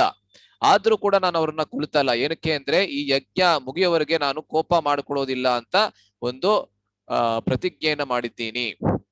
ಕೋಪ ಮಾಡ್ಕೊಂಡು ಇವರನ್ನ ನಾನು ಶಪಿಸಿದ್ರೆ, ಇವರಿಗೆ ನಾನು ಶಾಪವನ್ನ ಕೊಟ್ರೆ, ಆವಾಗ ಆ ಯಜ್ಞದಲ್ಲಿ ಇಲ್ಲಿವರೆಗೂ ಯಾವ ಪ್ರಗತಿಯನ್ನ ಮಾಡಿದ್ದೀನಿ ಎಲ್ಲವನ್ನು ನಾನು ಕಳೆದುಕೊಂಡು ಬಿಡ್ತೀನಿ.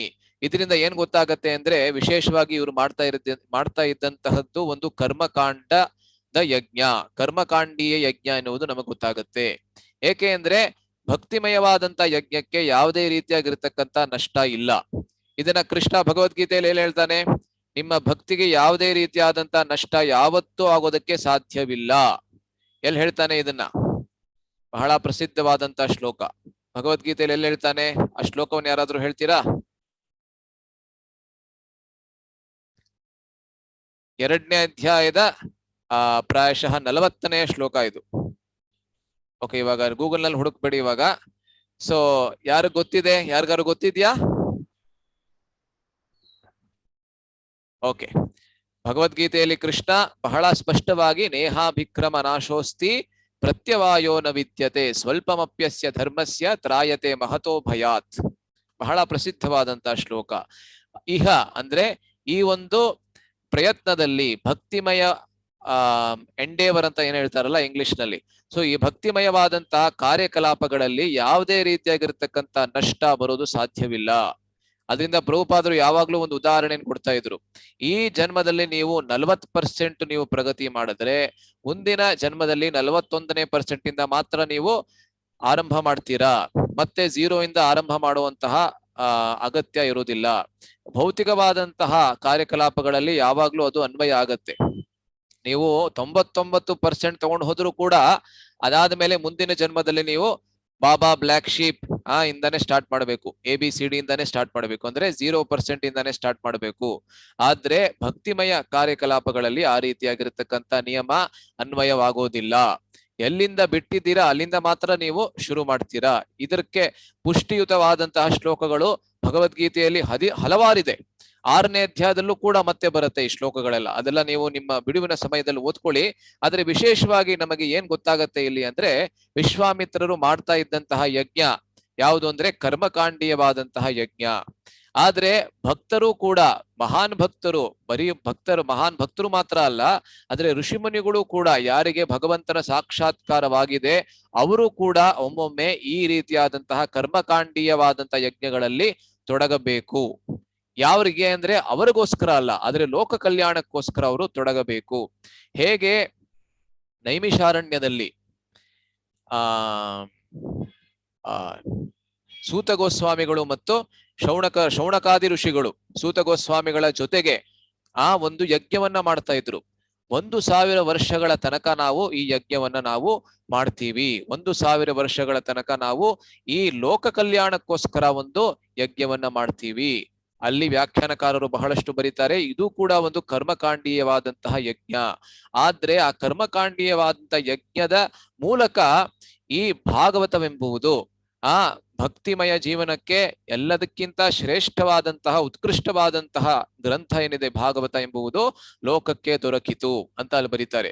ಸೊ ಅದೇ ರೀತಿ ಇಲ್ಲಿ ವಿಶ್ವಾಮಿತ್ರರು ತಮಗೋಸ್ಕರ ಈ ಕರ್ಮಕಾಂಡೀಯ ಯಜ್ಞವನ್ನ ಮಾಡ್ತಾ ಇಲ್ಲ, ಆದ್ರೆ ಲೋಕ ಕಲ್ಯಾಣಕ್ಕೋಸ್ಕರ ಇತರ ಋಷಿ ಮುನಿಗಳ ಜೊತೆಗೆ ಈ ಕರ್ಮಕಾಂಡದ ಯಜ್ಞವನ್ನ ಮಾಡ್ತಾ ಇದ್ದಾರೆ.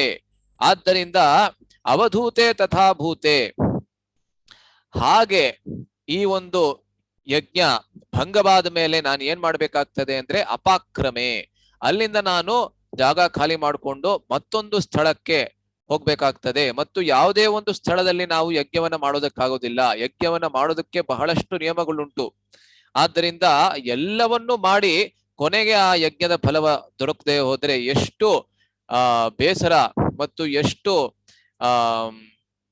ಏನಂತಾರೆ, ಎಷ್ಟು ನೋವು ಒಬ್ಬ ಮನುಷ್ಯನಿಗಾಗ್ಬೇಕು ಅಂತ ನೀವು ಇಲ್ಲಿ ಕಲ್ಪನೆ ಮಾಡ್ಕೋಬಹುದು. ಆದ್ದರಿಂದ ತಸ್ಮಿನ್ ನಿಯಮನಿಷ್ಠಯೇ ಕೃತಶ್ರಮ, ಕೃತಶ್ರಮ ಅಂದ್ರೆ ಬಹಳಷ್ಟು ಪರಿಶ್ರಮವನ್ನ ಮಾಡಿ ನಿರುತ್ಸಾಹ, ಯಾವಾಗ ಯಜ್ಞ ಭಂಗವಾಗ್ಬಿಡುತ್ತದೆ ನನಗೆ ಬಹಳ ನಿರುತ್ಸಾಹ ಆಗ್ತಾ ಇದೆ, ನನಗೆ ಮಾತ್ರ ಅಲ್ಲ ನನ್ನ ಜೊತೆಗೆ ಯಾರ್ಯಾರು ಮಾಡ್ತಾ ಇದ್ದಾರೆ ಎಲ್ಲರಿಗೂ ನಿರುತ್ಸಾಹ ಆಗ್ತಾ ಇದೆ. ನಚಮೇ ಕ್ರೋಧ ಮುತ್ಸರಷ್ಟುಂ ಬುದ್ಧಿರ್ಭವತಿ ಪಾರ್ಥಿವ, ಇಲ್ಲಿ ಹೇಳ್ತಾ ಇದ್ದಾರೆ ಏನಂದ್ರೆ ನಾನು ಇವರಿಬ್ಬರನ್ನ ಕೊಲ್ಬಹುದು ಬಹಳ ಸುಲಭವಾಗಿ, ಒಂದೇ ಒಂದು ಸಣ್ಣ ಶಾಪವನ್ನ ಕೊಟ್ಬಿಟ್ರೆ ಅವ್ರನ್ನ ಕೊಲ್ಬಿಡ್ಬೋದು ನಾನು, ಆದ್ರೂ ಕೂಡ ನಾನು ಹಂಗ್ ಮಾಡ್ತಾ ಇಲ್ಲ. ನಚಮೇ ಕ್ರೋಧ ಮುತ್ಸರಷ್ಟುಂ ಬುದ್ಧಿರ್ಭವತಿ, ಏಕೆ ಅಂದ್ರೆ ನನ್ನ ಕ್ರೋಧವನ್ನ ಪ್ರದರ್ಶನ ಮಾಡೋದು ಈ ಸಮಯ ಅಲ್ಲ ಅಲ್ವಾ. ಏನಕ್ಕೆ ಅಂದ್ರೆ ತಥಾಭೂತ ಹಿ ಸಾಚರ್ಯ ನ ಶಾಪಃ ತತ್ರ ಮುಚ್ಯತೆ, ಹಾಗೆ ಮಾಡಿದ ಕೂಡಲೇ ನನ್ನ ಯಜ್ಞದ ಪ್ರಗತಿ ಅನ್ನೋದೇನಿದೆ ಅದು ಸಂಪೂರ್ಣವಾಗಿ ಶೂನ್ಯವಾಗ್ಬಿಡ್ತದೆ. ಆದ್ದರಿಂದ ನಾನು ಕೋಪ ಮಾಡ್ಕೊಳ್ಳೋ ಹಾಗಿಲ್ಲ. ಮುಂದಿನ ಶ್ಲೋಕದಲ್ಲಿ ನನ್ನ ಸ್ಕ್ರೀನ್ ಅನ್ನ ಶೇರ್ ಮಾಡ್ಕೋತಾ ಇದ್ದೀನಿ, ಇದನ್ನ ಎಲ್ಲರೂ ಒಟ್ಟಿಗೆ ಉಚ್ಚಾರಣೆ ಮಾಡೋಣ. ಸೊ ಈ ಶ್ಲೋಕ ಮುಖ್ಯವಾದಂತಹ ಶ್ಲೋಕ, ಏಕೆ ಅಂದ್ರೆ ಈ ಶ್ಲೋಕದಲ್ಲಿ ವಿಶೇಷವಾಗಿ ವಿಶ್ವಾಮಿತ್ರರು ದಶರಥನಿಗೆ ರಾಮನನ್ನ ನನಗೆ ನೀಡಬೇಕು ನೀನು ಅಂತ ಕೇಳ್ಕೊತಾ ಇದ್ದಾರೆ. ಆದ್ದರಿಂದ ನನ್ನ ಜೊತೆಗಲ್ಲ ನನ್ನ ಆದ್ಮೇಲೆ ನೀವು ಎಲ್ಲರೂ ದಯವಿಟ್ಟು ಇದನ್ನ ಉಚ್ಚಾರಣೆ ಮಾಡಬಹುದು. ದಯವಿಟ್ಟು ಹೇಳಿ. ಪ್ರಭುಜಿ ಕನ್ನಡ ಸ್ಕ್ರೀನ್ ಕನ್ನಡ ಅಲ್ಲ, ಒಂದು ನಿಮಿಷ ಅದನ್ನು ಹುಡುಕಬೇಕು, ಸ್ವಲ್ಪ ಟೈಮ್ ಆಗ್ಬೋದು ನನಗೆ, ನಾನು ಮುಂಚೆನೆ ತೆಗೆದುಕೊಳ್ಳಬೇಕಾಗಿತ್ತು. ನಾನು ನಾಳೆಯಿಂದ ಅದನ್ನ ಮಾಡ್ತೀನಿ ಪ್ರಭುಜಿ. ಇವತ್ತು ಇದನ್ನೇ ಓದ್ಬಿಡೋಣ. ದೇವನಾಗರಿಲಿ ಇದೆ, ದೇವನಾಗರಿ ಪ್ರಾಯಶಃ ಎಲ್ಲರಿಗೂ ಬರ್ಬೋದು ಅಂತ ಅನ್ಕೊಂಡಿದೀನಿ. ದಯವಿಟ್ಟು ನನಗೆ ಕ್ಷಮಿಸಿ, ನಾಳೆಯಿಂದ ಕನ್ನಡನೇ ಮಾಡ್ಕೊಳ್ಳೋಣ ಆಯ್ತಾ. ದಯವಿಟ್ಟು ನನ್ನ ಹಿಂದೆ ಇವಾಗ ಹೇಳಿ. ಸ್ವಪುತ್ರಂ ರಾಜ ಶಾರ್ದೂಲ ರಾಮಂ ಸತ್ಯ ಪರಾಕ್ರಮಂ ಕಾಕಪಕ್ಷಧರಂ ಶೂರಂ ಜ್ಯೇಷ್ಠಂ ಮೇ ದಾತುಮರ್ಹಸಿ. ಧನ್ಯವಾದಗಳು. ಇಲ್ಲಿ ಏನ್ ಹೇಳ್ತಾ ಇದ್ದಾನೆ ವಿಶ್ವಾಮಿತ್ರರು, ಏನ್ ಹೇಳ್ತಾ ಇದ್ದಾರೆ ದಶರಥನಿಗೆ ಅಂದ್ರೆ ಸ್ವಪುತ್ರಂ, ಮೊದಲು ಅವ್ರನ್ನ ಅಡ್ರೆಸ್ ಮಾಡ್ತಾ ಇದ್ದಾರೆ, ಅವನನ್ನ ಸಂಬೋಧಿಸ್ತಾ ಇದ್ದಾರೆ ಏನಂತ, ಮತ್ತೆ ರಾಜಶಾರ್ದೂಲ, ರಾಜರಲ್ಲಿ ಹುಲಿಯೇ ಅಂತ ಮತ್ತೆ ಸಂಬೋಧಿಸ್ತಾ ಇದ್ದಾರೆ. ಸೊ ನಮ್ಮ ವೈದಿಕ ಪರಂಪರೆಯಲ್ಲಿ ಇದು ಒಂದು ಬಹಳ ಮುಖ್ಯವಾದಂತ ಒಂದು ಟೆಕ್ನಿಕ್ ಅಂತ ನೀವು ಹೇಳ್ಬೋದು, ಒಂದು ಮಾರ್ಗ. ಏನಂದ್ರೆ ಸಂಬೋಧನೆಯಲ್ಲೇ ಆ ಸಂಬೋಧನೆಯನ್ನ ಬಹಳ ಚೆನ್ನಾಗಿ ಮಾಡ್ಬಿಟ್ರೆ ಎದುರು ನಿಂತಿರುವಂತಹ ಒಬ್ಬ ವ್ಯಕ್ತಿಗೆ, ಆ ಪುರುಷನಿಗೆ ಅಥವಾ ಆ ಸ್ತ್ರೀಗೆ ಬಹಳ ಸೂಕ್ತವಾಗಿರ್ತಕ್ಕಂತಹ ಸಂಬೋಧನೆಯನ್ನ ಮಾಡಿಬಿಟ್ರೆ ನೀವು ಏನ್ ಕೇಳ್ಬೇಕು ಅಂತ ಇದ್ದೀರಾ ಅದನ್ನ ಖಂಡಿತವಾಗ್ಲೂ ಅವ್ರು ಮಾಡ್ಬಿಡ್ತಾರೆ ಅಲ್ವಾ. ಇದು ಬಹಳ ಮುಖ್ಯವಾದಂತ ಒಂದು ಸುಳಿವು ನಮಗೆ ಸಿಗತ್ತೆ.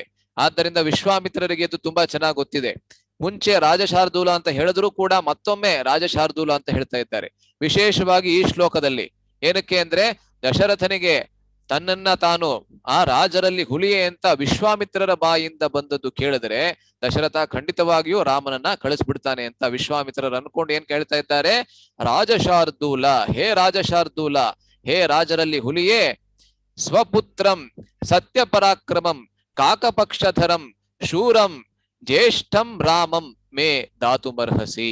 ಎಷ್ಟು ವಿಶೇಷಣಗಳು ಹೇಳ್ತಾ ಇದ್ದಾರೆ ನೋಡಿ ರಾಮನಿಗೆ. ಇಲ್ಲಿವರೆಗೂ ನಿಜವಾಗ್ಲೂ ವಿಶ್ವಾಮಿತ್ರರು ತಮ್ಮ ಕಣ್ಣುಗಳಿಂದ, ಈ ಕಣ್ಣುಗಳು ಅನ್ನೋದೇನು ಭಗವಂತ ಕೊಟ್ಟಿದ್ದಾನೆ, ಆ ಕಣ್ಣುಗಳಿಂದ ರಾಮನನ್ನ ನೋಡುವೂ ಇಲ್ಲ.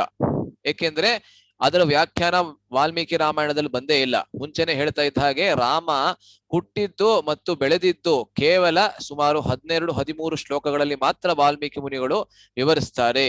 ಸೊ ಇವಾಗಲೇ ರಾಮನಿಗೆ 12 ವರ್ಷಗಳ ವಯಸ್ಸು ಆಗ್ಬಿಟ್ಟಿದೆ. ಆದರೆ ವಿಶ್ವಾಮಿತ್ರರು 12 ವರ್ಷಗಳ ವಯಸ್ಸಿನ ತನಕ ರಾಮನನ್ನ ನೋಡಿಯೇ ಇಲ್ಲ. ಆದ್ರೂ ಕೂಡ ಎಂತ ವಿಶೇಷಣಗಳನ್ನ ಹೇಳ್ತಾ ಇದ್ದಾರೆ ನೋಡಿ. ಮೊದಲನೇದು ಹೇಳ್ತಾ ಇದ್ದಾರೆ ಸ್ವಪುತ್ರಂ, ಅಂದ್ರೆ ನಿನ್ನ ಮಗನಾದಂತಹ, ಅದು ಬಹಳ ಸುಲಭ. ನೆಕ್ಸ್ಟ್ ಹೇಳ್ತಾ ಇದ್ದಾರೆ ಸತ್ಯ ಪರಾಕ್ರಮಂ, ಯಾರ ಪರಾಕ್ರಮ, ಯಾರಿಗೆ ಸತ್ಯವೇ ಪರಾಕ್ರಮ ಆಗಿರ್ತದೆ, ಯಾರಿಗೆ ಸತ್ಯ ವಚನವನ್ನ ನುಡಿಯುವುದು ಅದೇ ಪರಾಕ್ರಮವಾಗಿರ್ತದೆ ಎನ್ನುವುದು ಒಂದರ್ಥ. ಇನ್ನೊಂದರ್ಥ ಅಂದ್ರೆ ನಿಜವಾಗಿಯೂ ಅವನು ಪರಾಕ್ರಮಿ. ಎಷ್ಟೊಂದ್ ಜನರಿಗೆ ನಾವು ಸುಮ್ನೆನೆ ಪರಾಕ್ರಮಿ ಅಂತ ಹೇಳ್ಬೋದು. ಯಾಕೆಂದ್ರೆ ರಾಜಮನೆತನದಲ್ಲೇ ಬಂದವರು ಎಲ್ಲರಿಗೂ ನಾವು ಪರಾಕ್ರಮಿಗಳು ಅಂತ ಹೇಳ್ಬಿಡ್ತೀವಿ. ಆದ್ರೆ ಅವರಲ್ಲೂ ನಿಜವಾಗ್ಲೂ ಪರಾಕ್ರಮಿ ಅನ್ನೋರು ಇರ್ತಾರೆ. ಇವಾಗ ಉತ್ತರ ಕುಮಾರ ಕೂಡ ರಾಜಮನೆತನದಲ್ಲಿ ಬಂದವನು, ವಿರಾಟ ಪುರುಷನ ಮಗ. ಆದ್ರೆ ಅವನು ಪರಾಕ್ರಮಿ ಆಗಿರ್ಲಿಲ್ಲ. ಅರ್ಜುನನ್ನ ಭೇಟಿ ಮಾಡಾದ ಮೇಲೆ ಮಾತ್ರ ಅವನು ಪರಾಕ್ರಮಿ ಆಗಿದ್ದು. ಆದ್ರೂ ಕೂಡ ಅವನನ್ನ ಪರಾಕ್ರಮಿ ಅಂತ ಹೇಳ್ತಾ ಇದ್ರು. ಏಕೆ ಅಂದ್ರೆ ಅದು ಒಂದು ಪ್ರಥೆ, ಒಂದು ಸಿಸ್ಟಮ್ ಇತ್ತು ಅಲ್ಲಿ ಅವಾಗ. ಅಂದ್ರೆ ಒಂದು ಪರಂಪರೆ ತರಹ ರಾಜಮನೆತನದಲ್ಲಿ ಬಂದಂತ ರಾಜಕುಮಾರರಿಗೂ ಪರಾಕ್ರಮಿ. ಆದ್ರೆ ರಾಮ ಸುಮ್ನೆ ಪರಾಕ್ರಮಿ ಅಲ್ಲ, ಸತ್ಯ ಪರಾಕ್ರಮಂ, ಅವನು ನಿಜವಾಗ್ಲೂ ಪರಾಕ್ರಮಿ. ಮತ್ತು ಶೂರಂ, ಅವನೊಬ್ಬ ಶೂರ.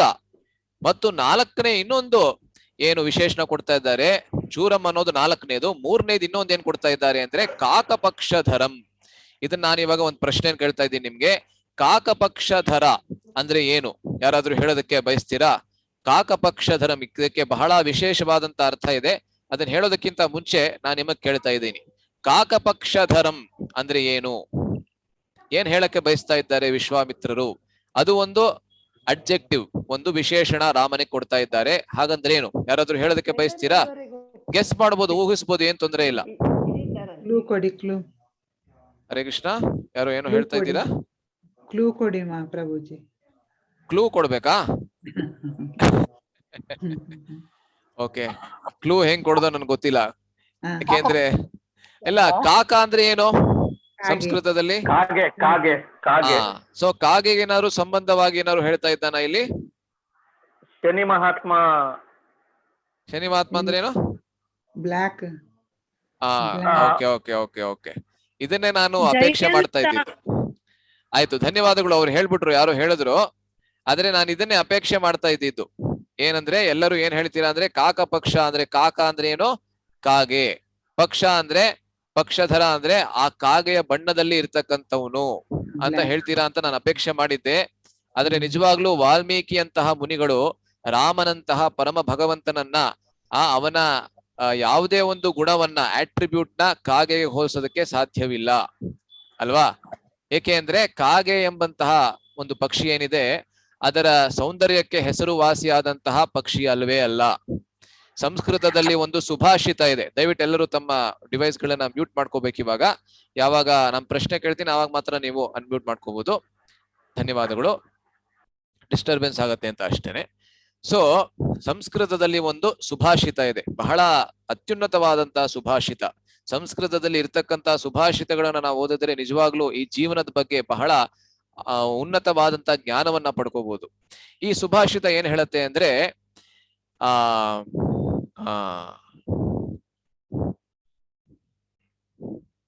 ಒಂದು ನಿಮಿಷ.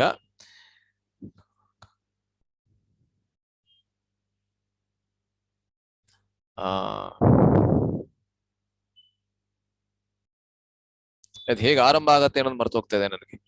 ಕಾಕಃ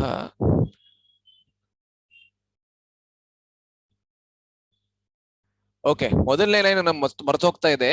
ಕಾಕಃ ಏನೋ ಬರುತ್ತೆ, ಕಾಕಃ ಪಿಕಃ ಅಂತ ಬರುತ್ತೆ. ಅಂದ್ರೆ ಈ ಸುಭಾಷಿತದ ಅರ್ಥ ಹೇಳ್ಬಿಡ್ತೀನಿ ಬಿಡಿ ನಾನು, ಅದೇನೋ ಮರ್ತೋಗ್ತಾ ಇದೆ ನಂಗೆ ಸುಭಾಷಿತ. ಆದ್ರೆ ಏನ್ ಅರ್ಥ ಇದ್ರದ್ದು ಬರುತ್ತೆ ಅಂದ್ರೆ, ಕಾಕ ಅಂದ್ರೆ ಕಾಗೆ, ಪಿಕಃ ಅಂದ್ರೆ ಕೋಗಿಲೆ. ಕೋಗಿಲೆಗೆ ಬಹಳಷ್ಟು ಶಬ್ದಗಳಿದೆ. ಕೋಕಿಲ ಅಂದ್ರೂ ಕೂಡ ಕೋಗಿಲೆ. ಹೇಗೆ ವಾಲ್ಮೀಕಿ ಮುನಿ ಕೋಕಿಲಂ ಅಂತ ಬರುತ್ತಲ್ಲ, ಅದೇ ರೀತಿ. ಸೊ ಪಿಕ ಅಂದ್ರೂ ಕೂಡ ಕೋಗಿಲೆ. ಸೊ ಎರಡು ಪಕ್ಷಿಗಳನ್ನ ಇಲ್ಲಿ ಹೋಲಿಸ್ತಾ ಇದ್ದಾರೆ, ಒಂದು ಕಾಗೆ, ಇನ್ನೊಂದು ಕೋಗಿಲೆ. ಈ ಕಾಗೆ ನೋಡಿದ್ರೆ ಕಪ್ಪು ಬಣ್ಣದ್ದಿದೆ. ಈ ಪಿಕ ಅಂದ್ರೆ ಕೋಗಿಲೆ ನೋಡಿದ್ರೆ ಅದು ಕೂಡ ಕಪ್ಪು ಬಣ್ಣದಿದೆ. ಇಲ್ಲಿ ಈಗಿನ ಕಾಲದಲ್ಲಿ ನಗರಗಳಲ್ಲಿ ಈ ಕೋಗಿಲೆ ನೋಡೋದೇ ಕಷ್ಟ. ಕಾಗೆನ ಯಾವಾಗ್ಲೂ ನೋಡ್ಬೋದು, ಎಲ್ಲಾ ಸಮಯದಲ್ಲೂ ನೋಡ್ಬೋದು. ಆದ್ರೆ ಈ ಕೋಗಿಲೆ ನೋಡೋದು ಬಹಳ ಬಹಳ ಅಪರೂಪ. ವಿಶೇಷವಾಗಿ ಯಾರು ಗ್ರಾಮದ ಒಂದು ವಾತಾವರಣದಲ್ಲಿ ಪರಿಸರದಲ್ಲಿ ಬೆಳೆದಿರ್ತಾರೆ ಅವರಿಗೆ ಕೋಗಿಲೆ ಅನ್ನುವುದು ಬಹಳ ಪರಿಚಿತರಾಗಿರ್ತಾರೆ. ಸೊ ಈ ಎರಡು ಪಕ್ಷಿಗಳನ್ನು ನೋಡಿದ್ರೆ ಎರಡೂ ಕೂಡ ಕಪ್ಪಗಿದೆ. ಕಾಗೆ ಕಪ್ಪಗಿದೆ ಮತ್ತು ಪಿಕ ಅಂದ್ರೆ ಕೋಗಿಲೆ ಕೂಡ ಕಪ್ಪಗಿದೆ. ಆದ್ರೆ ಎರಡರ ಮಧ್ಯೆ ವ್ಯತ್ಯಾಸ ನಮಗೆ ಹೇಗೆ ಗೊತ್ತಾಗ್ತದೆ ಅಂದ್ರೆ ವಸಂತ ಕಾಲ ಸಂಪ್ರಾಪ್ತೆ ಕಾಕಃ ಕಾಕಃ ಪಿಕಃ ಪಿಕಃ. ಏನ್ ಹೇಳ್ತಾ ಇವಾಗ ನೆನಪು ಬಂತು ನೋಡಿ ನನಗೆ ಸುಭಾಷಿತ. ಕಾಕಃ ಕೃಷ್ಣಃ ಪಿಕಃ ಕೃಷ್ಣಃ ಕೋ ಭೇದಃ ಪಿಕ ಕಾಕಯೋಹೋ ವಸಂತ ಕಾಲ ಸಂಪ್ರಾಪ್ತೆ ಕಾಕಃ ಕಾಕಃ ಪಿಕಃ ಪಿಕಃ. ಬಹಳ ಸುಮಧುರವಾಗಿದೆ ಈ ಸುಭಾಷಿತ. ಕೃಷ್ಣ ಅಂದ್ರೆ ಕಪ್ಪು ಬಣ್ಣದ್ದು, ಕಾಗೆ ಕಪ್ಪು ಬಣ್ಣದ್ದು ಮತ್ತು ಈ ಕೋಗಿಲೆ ಕೂಡ ಕಪ್ಪು ಬಣ್ಣದ್ದು. ಇವೆರಡರ ಮಧ್ಯೆ ಏನ್ ವ್ಯತ್ಯಾಸ ಯಾವಾಗ ಗೊತ್ತಾಗ್ತದೆ ಅಂದ್ರೆ ವಸಂತ ಕಾಲ ಸಂಪ್ರಾಪ್ತೆ. ವಸಂತ ಕಾಲ ಬಂದಾಗ ನಮಗೆ ಇವೆರಡರ ಮಧ್ಯೆ ವ್ಯತ್ಯಾಸ ಗೊತ್ತಾಗ್ತದೆ. ಏನಕ್ಕೆ? ವಸಂತ ಕಾಲ ಬಂದಾಗ ಏನಾಗತ್ತೆ ಏನಾಗತ್ತೆ ಹಾಡ್ತದೆ. ಅಲ್ವಾ? ಬಹಳ ಸಿಂಪಲ್. ಕಾಗೆ ಕೂಡ ಹಾಡತ್ತೆ ಮತ್ತು ಕೋಗಿಲೆ ಕೂಡ ಹಾಡತ್ತೆ. ಆವಾಗ ಕೋಗಿಲೆಯ ಸುಮಧುರವಾದಂತಹ ಧ್ವನಿಯನ್ನ, ಆ ಸುಮಧುರವಾದಂತಹ ಕಂಠವನ್ನ ಯಾವಾಗ ನಾವು ಕೇಳ್ತೀವಿ ಆವಾಗ ನಮಗೆ ಖಚಿತವಾಗ್ತದೆ ಇದು ಕೋಗಿಲೇನೆ, ಇನ್ನೊಂದು ಕಾಗೇನೆ ಅನ್ನೋದು ನಮಗೆ ಖಚಿತವಾಗ್ತದೆ. ಸೊ ಸುಭಾಷಿತ ಇರ್ಲಿ. ಇವಾಗ ಈ ಕಾಕಪಕ್ಷಧರ ಅನ್ನೋದನ್ನ ಏನು ಇಲ್ಲಿ ವಿಶ್ವಾಮಿತ್ರರು ಹೇಳ್ತಾ ಇದ್ದಾರೆ, ಇದಕ್ಕೆ ಏನ್ ಅರ್ಥ ಮತ್ತೆ? ಯಾಕೆಂದ್ರೆ ಕಾಕ ಅಂದ್ರೆ ಸಾಮಾನ್ಯವಾಗಿ ಕಾಗೆ ಅಂತಾನೆ ಅರ್ಥ. ಆದ್ರೆ ಇಲ್ಲಿ ಬಹಳ ವಿಶೇಷವಾದಂತ ಅರ್ಥವನ್ನ ಹೇಳ್ತಾ ಇದ್ದಾರೆ. ಏನಕ್ಕೆ ಅಂದ್ರೆ ವಿಶ್ವಾಮಿತ್ರರಿಗೆ ರಾಮನ ಸಾಕ್ಷಾತ್ಕಾರವಾಗ್ಬಿಟ್ಟಿತ್ತು. ರಾಮನನ್ನ ಸುಮ್ನೆ ಕಣ್ಣಿಂದ ನೋಡದೆ ಹೋದ್ರೂ ಕೂಡ ರಾಮನ ಬಗ್ಗೆ ಸಂಪೂರ್ಣವಾದಂತಹ ಸಾಕ್ಷಾತ್ಕಾರವಾಗಿತ್ತು.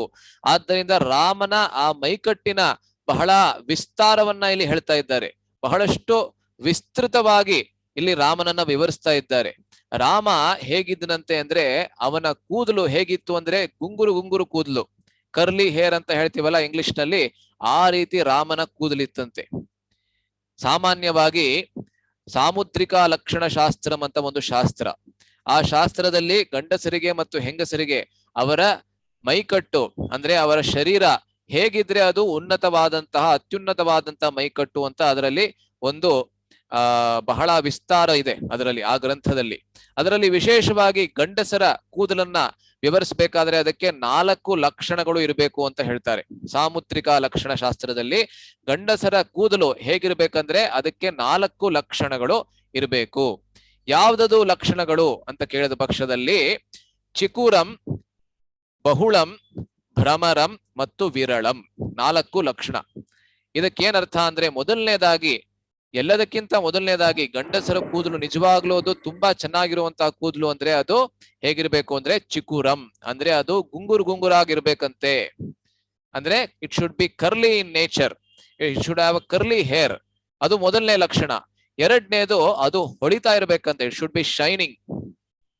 ಮೂರನೇದು ಏನು ಹೇಳ್ತಾ ಇದ್ದಾರೆ ಲಕ್ಷಣ ಅಂದ್ರೆ ಭ್ರಮರಂ. ಭ್ರಮರಂ ಅಂದ್ರೆ ಏನು ಅಂದ್ರೆ ಅದು ಅದಕ್ಕೆ ಒಂದು ಸುವಾಸನೆ ಅನ್ನೋದಿರ್ಬೇಕು. It should be fragrant. ಅರ್ಥ ಆಗ್ತಾ ಇದೆ ಅಲ್ಲ? ಅದಕ್ಕೆ ಒಂದು ಸುವಾಸನೆ ಅನ್ನೋದಿರ್ಬೇಕು. ಅದೇ ರೀತಿ ಮತ್ತೊಂದು ಲಕ್ಷಣವನ್ನ ಕೂಡ ಹೇಳ್ತಾರೆ. So it should be curly in hair, it should be curly in nature, it should be ಏನಂದ್ರೆ it should be shining, it should have a natural fragrance. ಮತ್ತು ಇನ್ನೊಂದು ಹೇಳ್ತಾರೆ, ಇನ್ನೊಂದು ಕೊನೆದು ವಿರಳಂ ಅಂತ ಏನೋ ಹೇಳ್ತಾರೆ, ಅದೇನೋ ನನ್ಗೆ ಇವಾಗ ಸರಿ ನೆನಪು ಬರ್ತಾ ಇಲ್ಲ, ಏನೋ ಇದೆ ಅದು. ಸೊ ಈ ರೀತಿ 4 ಲಕ್ಷಣಗಳು ಇರಬೇಕು ಅಂತ ಸಾಮುದ್ರಿಕ ಲಕ್ಷಣ ಶಾಸ್ತ್ರ ಹೇಳುತ್ತೆ. ಸೊ ಅದರಲ್ಲಿ ರಾಮನಿಗೆ ವಿಶೇಷವಾಗಿ ಈ ಕರ್ಲಿ ಹೇರ್ ಅನ್ನೋದೇನಿದೆಯಲ್ಲ ಅದು ವಿಶೇಷವಾಗಿ ರಾಮನಿಗಿತ್ತಂತೆ. ಮತ್ತು ಕೇವಲ ಅದು ಈ ಗುಂಗುರು ಗುಂಗುರು ಕೂದಲು ಮಾತ್ರ ಇದ್ದಿದ್ದಲ್ಲ. ಆ ಗುಂಗುರು ಗುಂಗುರು ಕೂದಲು ಇಲ್ಲಿ ಟೆಂಪಲ್ ಲಾಕ್ಸ್ ಅಂತ ಹೇಳ್ತಾರಲ್ಲ, ಈ ಕಿವಿಯ ಮೇಲಿನ ಪ್ರದೇಶದಲ್ಲಿ ಅದು ಗುಂಗುರು ಗುಂಗುರು ಕೂದಲಾಗಿ ಬಂದು ಇಲ್ಲಿ ಸೈಡ್ ಲಾಕ್ ಬಂದಿತ್ತಂತೆ. ಇಂಗ್ಲಿಷ್ ನಲ್ಲಿ ನಾವು ಸೈಡ್ ಲಾಕ್ ಅಂತ ಹೇಳ್ತೀವಲ್ಲ, ಈ ರೀತಿ ಸೈಡ್ ಲಾಕ್ ಅಲ್ಲಿ ರಾಮನಿಗಿತ್ತಂತೆ. ಆದ್ರಿಂದ ಒಬ್ರು ವ್ಯಾಖ್ಯಾನಕಾರರು ಅಲ್ಲಿ ಹೇಳ್ತಾರೆ, ಅಂದ್ರೆ ಇವತ್ತಿನ ವ್ಯಾಖ್ಯಾನಕಾರರು ಶ್ರೀ ವೈಷ್ಣವರು ಒಬ್ರು ಹೇಳ್ತಾರೆ, ರಾಮ ವಾಸ್ ಅ ಫ್ಯಾಷನಿಸ್ಟಾ ಅಂತ ಹೇಳ್ತಾರೆ. ಅಂದ್ರೆ ಬಹಳ ಸ್ಟೈಲ್ ಆಗಿದ್ದ ರಾಮ ಅಲ್ವಾ. ಆಗಿನ ಕಾಲದಲ್ಲಿ ಈ ಒಂದು ಸೈಡ್ ಲಾಕ್ ಅನ್ನೋದು ಬಹಳ ಸ್ಟೈಲ್ ಫ್ಯಾಷನ್ ಅಲ್ಲಿ ಇತ್ತಂತೆ. ಹೇಗೆ ಸುಮಾರು 20 ವರ್ಷಗಳ ಹಿಂದೆ. ಇವತ್ತು ಎಲ್ಲರೂ ನೋಡಿದ್ರೆ ಎಸ್ಪೆಷಲಿ ವಿಶೇಷವಾಗಿ ಯುವಕರನ್ನು ನೋಡಿದ್ರೆ ಏನ್ ಸ್ಟೈಲ್ ಅಂದ್ರೆ ಹರಿದೋಗಿರೋ ಜೀನ್ಸ್ ಅನ್ನು ಹಾಕೊಳ್ಳೋದೇ ಸ್ಟೈಲ್. ಇವಾಗ ಬರೀ ಜೀನ್ಸ್ ಪ್ಯಾಂಟ್ ಹಾಕೊಳ್ಳೋದು ಮಾತ್ರ ಅಲ್ಲ, ಅದು ಹರಿದಿರ್ಬೇಕು. ನಾನು ಅಮೆರಿಕಲ್ಲಿದ್ದಾಗಲೂ ಎಲ್ಲರೂ ಅಷ್ಟೇ, ಅದು ಆ ಮಂಡಿಯ ಪ್ರದೇಶದಲ್ಲಿ ಅದು ಹರಿದಿದ್ರೆ ಮಾತ್ರ ಅದು ಸ್ಟೈಲ್. ಹರಿದೋಗಿರೋ ಬಟ್ಟೆ ಹಾಕೊಳ್ಳೋದೇ ಸ್ಟೈಲ್ ಆಗ್ಬಿಟ್ಟಿದೆ. ನೋಡಿ ಎಂತಹ ಒಂದು ಪರಿಸ್ಥಿತಿ ಬಂದಿದೆ ನಮ್ಮ ದೇಶದಲ್ಲಿ, ನಮ್ಮ ವಿಶ್ವದಲ್ಲಿ. ಇವತ್ತು ಸುಮಾರು 20-25 ವರ್ಷಗಳ ಹಿಂದೆ ಅಥವಾ ಇನ್ನೂ ಜಾಸ್ತಿ 30 ವರ್ಷಗಳ ಹಿಂದೆ ಇದಿರ್ಬೇಕು. ಗಂಡಸರು ಅವರಿಗೆ ಏನು ಸ್ಟೈಲ್ ಇತ್ತು ಅಂದ್ರೆ ಬೆಲ್ ಬಾಟಮ್ ಅಲ್ವಾ. ಎಲ್ಲರಿಗೂ ಗೊತ್ತಿದೆ ಅಂತ ಇಟ್ಕೋತೀನಿ. ಇಲ್ಲ ಪ್ರಾಯಶಃ ವಯಸ್ಸಾದವ್ರು ಸೇರಿದ್ದೀರಾ, ನಿಮ್ಮ ಚಿಕ್ಕ ವಯಸ್ಸಿನಲ್ಲಿ ಇದನ್ನೆಲ್ಲ ಹಾಕೊಂಡಿದ್ದೀರಾ ಅಂತ ಅನ್ಕೊಂಡಿದ್ದೀನಿ. ಬೆಲ್ ಬಾಟಮ್ ಅಂದ್ರೆ ಏನು ಎಲ್ಲರಿಗೂ ಗೊತ್ತಿದೆ ಅಲ್ವಾ. ಅದು ಮೇಲೆ ಒಂದು ಗೋಡೆ ತರ ಇರುತ್ತೆ, ಕೆಳಗೆ ಹೋಗ್ತಾ ಹೋಗ್ತಾ ಡ್ರಮ್ ತರ ಆಗ್ಬಿಡತ್ತೆ, ಅದು ಬೆಲ್ ಬಾಟಮ್. ಸುಮಾರು ಅದಕ್ಕಿಂತ ಹಿಂದೆ 60-70 ದಶಕದಲ್ಲಿ ನೀವು ಹಳೆ ಕನ್ನಡ ಸಿನಿಮಾ, ಹಿಂದಿ ಸಿನಿಮಾ ಎಲ್ಲ ನೋಡಿದ್ರೆ, ಇವಾಗ ನೋಡ್ಬೇಡಿ ಯಾರು, ಆದ್ರೆ ನೋಡಿದ್ರೆ ನಿಮಗೆ ನೆನ್ಪಿರತ್ತೆ. ಹೆಂಗಸರು ಒಂದು ಬನ್ ಅಂತ ಇಟ್ಕೋತಾ ಇದ್ರು. ಅದು ಹೇಗಿರ್ತಾ ಇತ್ತು ಅಂದ್ರೆ ತಮ್ಮ ಕೂದಲನ್ನ ತೆಗೆದುಕೊಂಡು ತಮ್ಮ ತಲೆ ಮೇಲೆ ಇನ್ನೊಂದು ತಲೆ ತರ ಆಗ್ತಾ ಇತ್ತು. ನೋಡಿದಿರೋ ಇಲ್ಲೋ ಗೊತ್ತಿಲ್ಲ ನನಗೆ. ಬನ್ ಕೊಂಡೈ ಅಂತ ತಮಿಳ್ ಅದಕ್ಕೆ ಹೆಸರು. ಕೊಂಡೈ ಕೊಂಡೈ ಕೋದೈ ಮೀಡ ತೇನುಳಾವ ಕೂಳಿ ಕೂನ್. ಒಂದು ತಲೆ ಮೇಲೆ ಇನ್ನೊಂದು ತಲೆ ತರ ಇರ್ತಾ ಇತ್ತು. ಅದು ಹೆಂಗಸರ ಮಧ್ಯೆ ಒಂದು ಫ್ಯಾಷನ್ ಇತ್ತು ಆವಾಗಿನ ಕಾಲದಲ್ಲಿ. ಸೊ ಅದೇ ರೀತಿ ಈ ರಾಮಾಯಣದಲ್ಲಿ ರಾಮನ ಒಂದು ಫ್ಯಾಷನ್ ಹೇಗಿತ್ತು ಅಂದ್ರೆ ಕಾಕಪಕ್ಷಧರಂ. ಅಂದ್ರೆ ವಿಶ್ವಾಮಿತ್ರರಿಗೆ ನೋಡಿ ರಾಮನ ಸಾಕ್ಷಾತ್ಕಾರ ಎಷ್ಟಾಗಿದೆ ಅಂದ್ರೆ ಇದನ್ ಕೂಡ ಹೇಳ್ತಾ ಇದ್ದಾರೆ. ಎಂತ ಮಗನನ್ನ ನನ್ ಜೊತೆ ಕಳಿಸ್ಬೇಕು ನೀನು ಅಂದ್ರೆ ಆ ಸೈಡ್ ಲಾಕ್ ಇದೆಯಲ್ಲ, ಆ ಜ್ಯೇಷ್ಠನಾಗಿರ್ತಕ್ಕಂತ ಪುತ್ರ ಇದನ್ನಲ್ಲ, ಮತ್ತೇನ್ ಹೇಳ್ತಾ ಇದ್ದಾರೆ, ಶೂರನಾಗಿರ್ತಕ್ಕಂತ ಪುತ್ರನಿದ್ದಾನಲ್ಲ ಮತ್ತು ಸತ್ಯ ಪರಾಕ್ರಮಿಯಾಗಿದ್ದಾನಲ್ಲ, ಅವನನ್ನ ನನ್ ಜೊತೆಗೆ ಕಳಿಸ್ಕೊಡು ಅಂತ ಇಲ್ಲಿ ವಿಶ್ವಾಮಿತ್ರರು ಹೇಳ್ತಾ ಇದ್ದಾರೆ. ಸೊ ಇಲ್ಲಿ ವಿಶೇಷವಾಗಿ ನಾವು ಗಮನಿಸೋದು ಏನು ಅಂದ್ರೆ ಈ ಇಬ್ಬರ ಸಂವಾದ ಏನಿದೆ ಅದರಲ್ಲಿ ನಾವು ಏನನ್ನು ಗಮನಿಸಬಹುದು ಅಂದ್ರೆ ದಶರಥ ರಾಮನನ್ನ 12 ವರ್ಷಗಳ ಕಾಲ ಪ್ರಾಯಶಃ ಪ್ರತಿಯೊಂದು ದಿವಸ ಕೂಡ ಹಲವಾರು ಬಾರಿ ರಾಮನ ದರ್ಶನವನ್ನ ಮಾಡಿದ್ರೂ ಕೂಡ ದಶರಥನಿಗೆ ರಾಮನ ಸಾಕ್ಷಾತ್ಕಾರವೆಂಬುದು ಸಂಪೂರ್ಣವಾಗಿ ಆಗಿಲ್ಲ.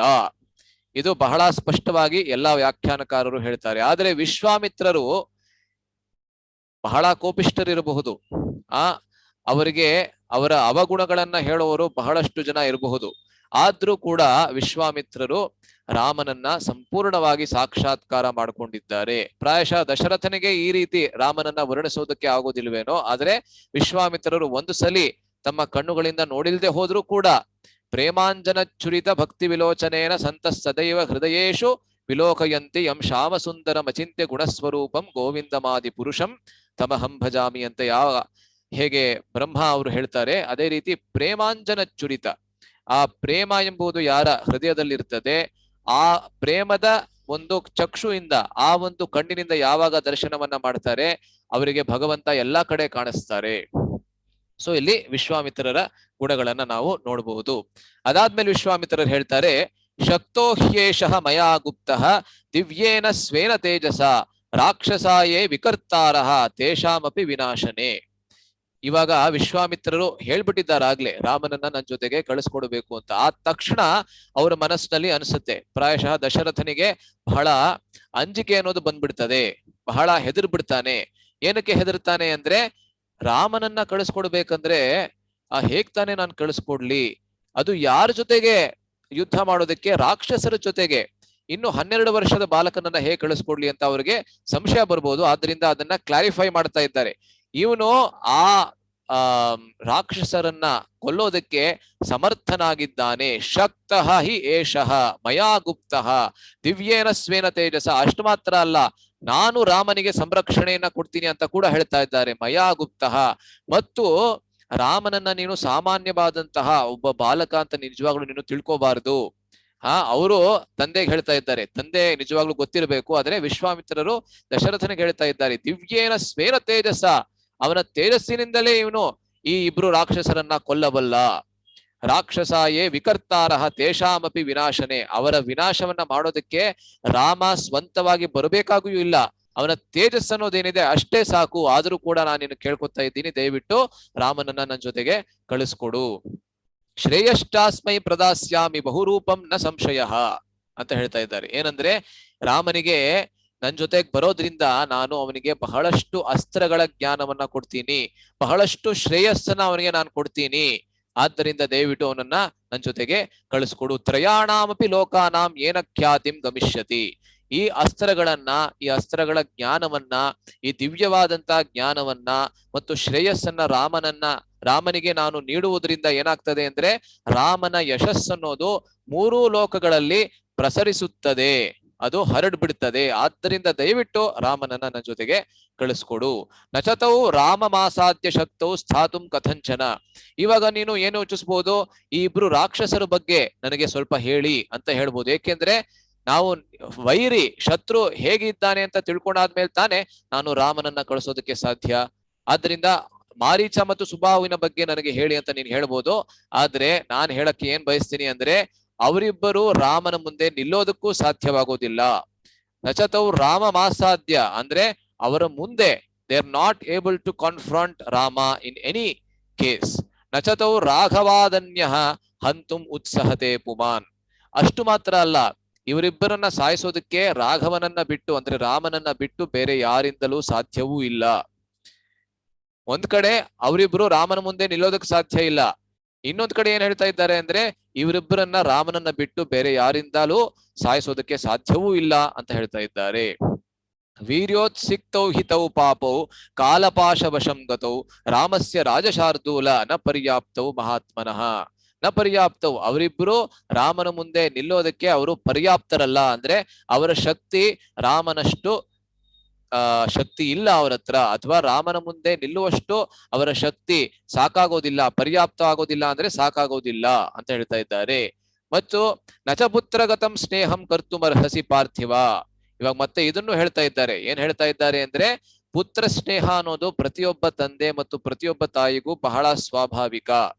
ಆದ್ರೆ ಈ ಒಂದು ಕಾರ್ಯಕಲಾಪದಲ್ಲಿ ನೀನಾಗಲೇ ವಚನವನ್ನ ಕೊಟ್ಟಿರೋದ್ರಿಂದ ನೀನು ವಚನ ಭ್ರಷ್ಟನಾಗೋದಕ್ಕೆ ಸಾಧ್ಯವಿಲ್ಲ. ಆದ್ದರಿಂದ ಈ ಪುತ್ರ ಸ್ನೇಹವನ್ನ ನೀನು ತ್ಯಜಿಸು. ಆ ರೀತಿಯಾದಂತಹ ಪುತ್ರ ಸ್ನೇಹವನ್ನ ಪ್ರದರ್ಶನ ಮಾಡೋದಕ್ಕೆ ಈ ಸಮಯ ಅಲ್ಲ. ಅಹಂತೆ ಪ್ರತಿಜಾನಾಮಿ ಹತೌತೌ ವಿದ್ಧಿ ರಾಕ್ಷಸವು. ನೀನು ಕೇವಲ ರಾಮನನ್ನ ನನ್ನ ಜೊತೆ ಕಳಿಸೋದ್ರಿಂದ ಮಾತ್ರ ಏನಾಗ್ತಾರೆ, ಅವರಿಬ್ಬರೂ ಕೂಡ ಮಾರೀಚ ಮತ್ತು ಸುಬಾಹು ಅಂತ ಖ್ಯಾತರಾಗಿ ಯಾರಾಗಿದ್ದಾರೆ ಅವರಿಬ್ಬರೂ ಕೂಡ ಹತವು, ಅವರಿಬ್ಬರ ಹತ್ಯೆ ಆಗಿದೆ ಅಂತ ನಾನು ನಿನಗೆ ಅಹಂತೆ ಪ್ರತಿಜಾನಾಮಿ, ನಾನು ನಿನಗೆ ವಚನವನ್ನ ಕೊಡ್ತೀನಿ. ಮುಂಚೆ ನೀನು ನನಗೆ ಒಂದು ವಚನವನ್ನ ಕೊಟ್ಟಿದ್ದೆ, ನೀವು ಏನ್ ಹೇಳಿದ್ರು ನಾನು ನಡ್ಸೋದಕ್ಕೆ ತಯಾರಿದ್ದೀನಿ ಅಂತ. ನಾನು ನಿನಗೆ ಮತ್ತೊಂದು ವಚನವನ್ನ ಕೊಡ್ತಾ ಇದ್ದೀನಿ. ಏನ್ ಕೊಡ್ತಾ ಇದ್ದೀನಿ ಅಂದ್ರೆ ಕೇವಲ ರಾಮ ಎಂಬಂತಹ ಪುರುಷ ಯಾರಿದ್ದಾನೆ ಅವನನ್ನ, ಆ ಬಾಲಕನನ್ನ ನನ್ನ ಜೊತೆಗೆ ಕಳಿಸೋದ್ರಿಂದ ಈ ಇಬ್ಬರೂ ಕೂಡ ರಾಕ್ಷಸರು ಸತ್ ಹೋಗಿದ್ದಾರೆ ಅಂತ ನಾನು ಬರ್ಕೊಟ್ಬಿಡ್ತೀನಿ ಬೇಕಾದ್ರೆ. ಆ ರೀತಿ ವಿಶ್ವಾಮಿತ್ರರು ಹೇಳ್ತಾ ಇದ್ದಾರೆ. ಸೊ ಮುಂದಿನ ಒಂದು ಶ್ಲೋಕ ಬರುತ್ತೆ, ಇದು ಕೂಡ ಬಹಳ ಮುಖ್ಯವಾದಂತಹ ಶ್ಲೋಕ. ಈ ಶ್ಲೋಕದ ಚರ್ಚೆಯನ್ನ ಮಾಡಿಬಿಟ್ಟು ಇವತ್ತು ನಾನು ವಿರಾಮವನ್ನ ಕೊಡ್ತೀನಿ. ದಯವಿಟ್ಟು ನನ್ನ ಹಿಂದೆ ಈ ಶ್ಲೋಕವನ್ನ ಹೇಳಿ. ಪ್ರಾಯಶಃ ಬಾಲಕಾಂಡದಲ್ಲಿ ಬರತಕ್ಕಂತಹ ಮೊದಲನೇ ಬಹಳ ಮುಖ್ಯವಾದಂತಹ ಶ್ಲೋಕ ಇದು. ದಯವಿಟ್ಟು ಹೇಳಿ.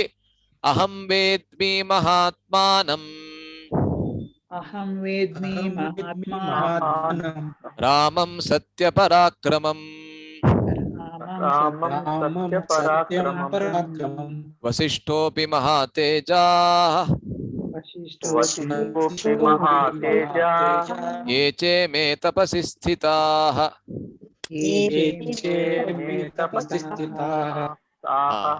ಧನ್ಯವಾದಗಳು. ಅಹಂ ವೇದ್ಮಿ ಮಹಾತ್ಮಾನಂ ರಾಮಂ ಸತ್ಯ ಪರಾಕ್ರಮಂ. ಬಹಳ ಮುಖ್ಯವಾದಂತಹ ಶ್ಲೋಕವನ್ನ ಇಲ್ಲಿ ಹೇಳ್ತಾ ಇದ್ದಾರೆ. ನನಗೆ ಗೊತ್ತಿದೆ ರಾಮನ ಬಗ್ಗೆ ಅಂತ ಹೇಳ್ತಾ ಇದ್ದಾರೆ. ಅಹಂ ವೇದ್ಮಿ, ನಾನು ತಿಳ್ಕೊಂಡಿದ್ದೀನಿ ಅಂತ ಯಾವಾಗ ಹೇಳ್ತಾ ಇದ್ದಾರೆ, ಅವಾಗ ಅಲ್ಲಿ ವ್ಯಾಖ್ಯಾನಕಾರರು ಹೇಳ್ತಾರೆ ಏನಂದ್ರೆ ನಿನಗೆ ಸಂಪೂರ್ಣವಾಗಿ ಗೊತ್ತಿಲ್ಲ ಅನ್ನೋದು ಕೂಡ ಬಿಂಬಿತವಾಗಿ ವಿಶ್ವಾಮಿತ್ರರು ದಶರಥನಿಗೆ ಹೇಳ್ತಾ ಇದ್ದಾರೆ. ಅಹಂ ವೇದ್ಮಿ, ನನಗೆ ಗೊತ್ತಿದೆ ಅಂದ್ರೆ ಭವಾನ್ ನ ವೆತ್ತಿ ಅಂತ ಕೂಡ. ಸಂಸ್ಕೃತದಲ್ಲಿ ಭವಾನ್ ನ ವೆತ್ತಿ ಅಂದ್ರೆ ನಿನಗೆ ಸಂಪೂರ್ಣವಾಗಿ ಗೊತ್ತಿಲ್ಲ ಅಂತ. ಆದ್ರಿಂದ ಅಹಂ, ನಾನು ಎಂತವನು, ನಾನು ಕೈಯಲ್ಲಿ ದರ್ಭೆಯನ್ನ ಹಿಡಿದಿದ್ದೀನಿ ಅಲ್ವಾ. ಎಲ್ಲರಿಗೂ ದರ್ಭೆ ಅಂದ್ರೆ ಗೊತ್ತು ಅಂತ ಅನ್ಕೋತೀನಿ. ಯಜ್ಞಗಳಲ್ಲಿ ವಿಶೇಷವಾಗಿ ಅಥವಾ ಶ್ರಾದ್ದ ಕರ್ಮಾದಿಗಳಲ್ಲಿ ಒಂದು ಅನುಷ್ಠಾನಗಳಲ್ಲಿ ನಾವು ಬಳಸುವಂತಹ ಒಂದು ಬಹಳ ಸಾಮಾನ್ಯವಾದಂತಹ ಹುಲ್ಲು, ಆ ದರ್ಭಾ ಗ್ರಾಸ್ ಅಂತ ಹೇಳ್ತೀವಲ್ಲ, ಆ ದರ್ಭೆ ಇಲ್ಲದೆ ಯಜ್ಞ ಯಾವುದು ಕೂಡ ನಾವು ಮಾಡೋದಕ್ಕಾಗೋದಿಲ್ಲ. ನಮ್ಮ ಯಾವಾಗ ಜನವಾರವನ್ನ ನಾವು ಬದಲಾಯಿಸ್ಬೇಕು ಅಲ್ವಾ, ನಮ್ಮ ಪವಿತ್ರೆಯನ್ನ ಬದಲಾಯಿಸ್ಬೇಕು, ಆವಾಗ ಕೂಡ ಈ ದರ್ಭಾ ಗ್ರಾಸ್ ಅನ್ನೋದು, ದರ್ಭೆ ಅನ್ನೋದು ಬಹಳ ಮುಖ್ಯ. ಆದ್ದರಿಂದ ವಿಶ್ವಾಮಿತ್ರರು ಸರ್ವದಾ 24 ಗಂಟೆಗಳ ಕಾಲ ಕೂಡ ಅವರ ಕೈಯಲ್ಲಿ ದರ್ಭೆ ಇದೆ. ಆದ್ರೆ ದಶರಥನ ಕೈಯಲ್ಲಿ ಏನಿದೆ ಅಂದ್ರೆ ಒಂದು ದಂಡ ಇದೆ, ಸನ್ಯಾಸ ದಂಡ ಅಲ್ಲ. ಯಾವ ದಂಡದಿಂದ ತನ್ನ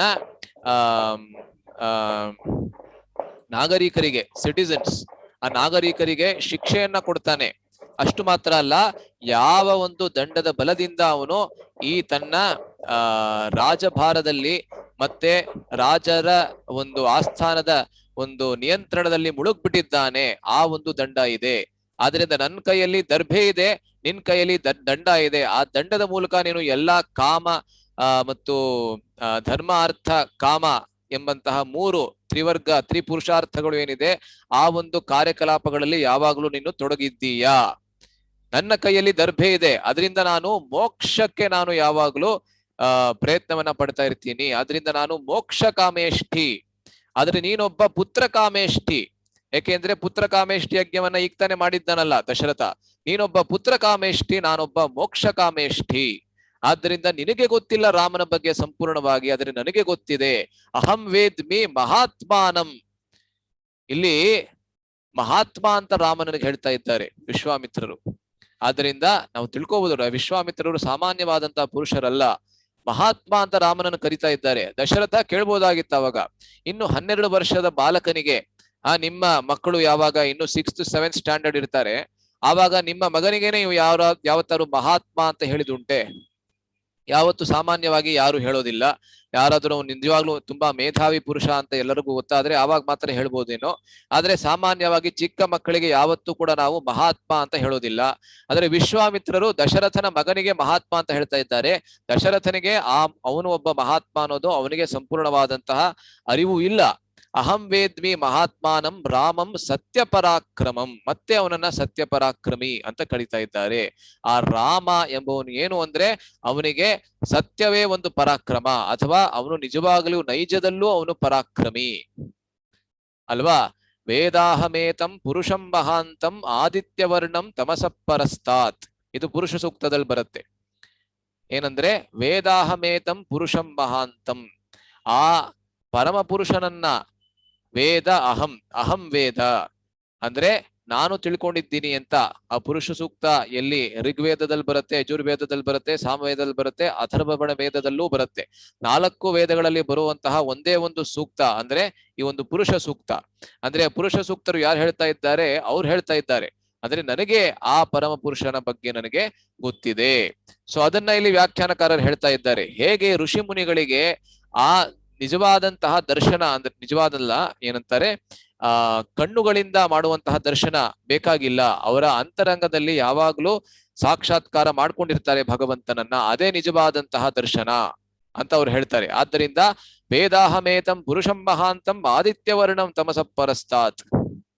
ಆ ರೀತಿಯಾದಂತಹ ರಾಮನನ್ನ ನಾನ್ ತಿಳ್ಕೊಂಡಿದ್ದೀನಿ, ಆದ್ರೆ ನಿನಗೆ ಸಂಪೂರ್ಣವಾದಂತಹ ಆ ವಿವರ, ಆ ಒಂದು ಮಾಹಿತಿ ಇಲ್ಲ. ಹಾಗಾದ್ರೆ ದಶರಥ ಅನ್ಕೋಬಹುದು, ಓಕೆ ನಿಮಗ್ ಮಾತ್ರ ಗೊತ್ತಿದೆ ಅಂತ ನಾನು ಕಳಿಸ್ಬೇಕಾ? ಇಲ್ಲ ವಿಶ್ವಾಮಿತ್ರರು ಹೇಳ್ತಾರೆ, ಇಲ್ಲ ನನಗ್ ಮಾತ್ರ ನೀನ್ ಕೇಳ್ಬೇಕಾಗಿಲ್ಲ. ವಸಿಷ್ಠೋಪಿ ಮಹಾತೇಜಾಹ, ನಿನ್ನದೇ ಆಸ್ಥಾನದಲ್ಲಿ ನಿಮ್ಮ ಕುಲ ಗುರುಗಳು ಯಾರು ಕೂತ್ಕೊಂಡಿದ್ದಾರೆ, ನಿಮ್ಮ ಪರಿವಾರದ ಗುರುಗಳು ಯಾರು ಕೂತ್ಕೊಂಡಿದ್ದಾರೆ, ವಸಿಷ್ಠರು ಎಂಬಂತಹ ಹೆಸರಿನಿಂದ ಹೆಸರುವಾಸಿಯಾದಂತಹ ಖ್ಯಾತರಾದಂತಹ ವಸಿಷ್ಠರು ಯಾರಿದ್ದಾರೆ, ಅವ್ರಿಗೆ ಬೇಕಾದ್ರೆ ನೀನ್ ಕೇಳು ರಾಮ ಎಂತಹ ಪುರುಷ ಅಂತ. ಅವರು ಕೂಡ ನಿಮಗೆ ಇದನ್ನೇ ಹೇಳ್ತಾ ಇದ್ದಾರೆ. ನಾನೇನ್ ಹೇಳ್ತಾ ಇದ್ದೀನಿ ಅದನ್ನೇ ಅವರು ಕೂಡ ನಿನಗೆ ಹೇಳ್ತಾರೆ. ಏನಂದ್ರೆ ರಾಮ ಸಾಮಾನ್ಯವಾದಂತಹ ಒಬ್ಬ ಪುರುಷ ಅಲ್ಲ, ಅವನು ಬಹಳ ಪರಾಕ್ರಮಿ ಎಂಬುದನ್ನ ಅವರು ಕೂಡ ಖಚಿತಗೊಳಿಸ್ತಾರೆ.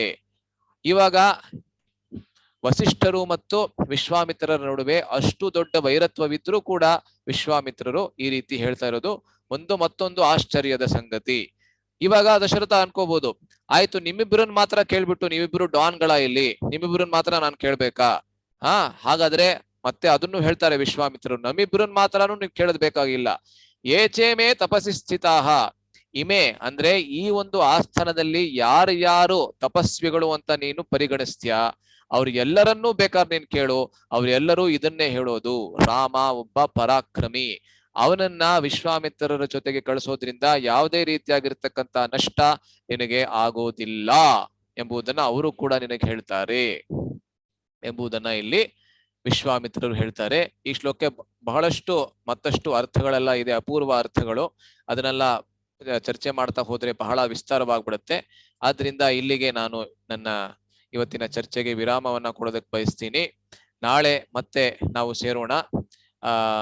ಮುಂದಕ್ಕೆ ಏನಾಗತ್ತೆ, ವಿಶ್ವಾಮಿತ್ರರು ಮತ್ತಷ್ಟು ವಾಕ್ಯಗಳಲ್ಲಿ ಏನ್ ಹೇಳ್ತಾರೆ ಮತ್ತು ಅದಕ್ಕೆ ದಶರಥ ಪ್ರತ್ಯುತ್ತರವಾಗಿ ಹೇಗೆ ರಾಮನನ್ನ ಕಳುಹಿಸೋದಕ್ಕೆ ಸ್ವಲ್ಪ ಆರಂಭದಲ್ಲಿ ನಿರಾಕರಿಸ್ತಾನೆ ಎಂಬುದನ್ನ ನಾವು ನಾಳೆ ಗಮನಿಸ್ತೀವಿ. ನಾಳೆ ಕೂಡ ಬಹಳ ಮುಖ್ಯವಾದಂತಹ ವಿಷಯಗಳನ್ನ ನಾವು ಚರ್ಚೆ ಮಾಡ್ತೀವಿ. ತಾವೆಲ್ಲರೂ ಮತ್ತೆ ನಾಳೆ ಕೂಡ ಉಪಸ್ಥಿತರಿರ್ತೀರಾ ಅದೇ ಸಮಯಕ್ಕೆ 7 ಗಂಟೆಗೆ ಅಂತ ಅನ್ಕೋತೀನಿ. ಇಲ್ಲಿಗೆ ನನ್ನ ಚರ್ಚೆಗೆ ವಿರಾಮವನ್ನ ಕೊಡ್ತಾ ಇದ್ದೀನಿ. ಯಾರಿಗಾದ್ರೂ ಏನಾದ್ರೂ ಪ್ರಶ್ನೆ ಇದ್ರೆ ದಯವಿಟ್ಟು ಇವಾಗ ಕೇಳಬಹುದು. ಹರೇ ಕೃಷ್ಣ.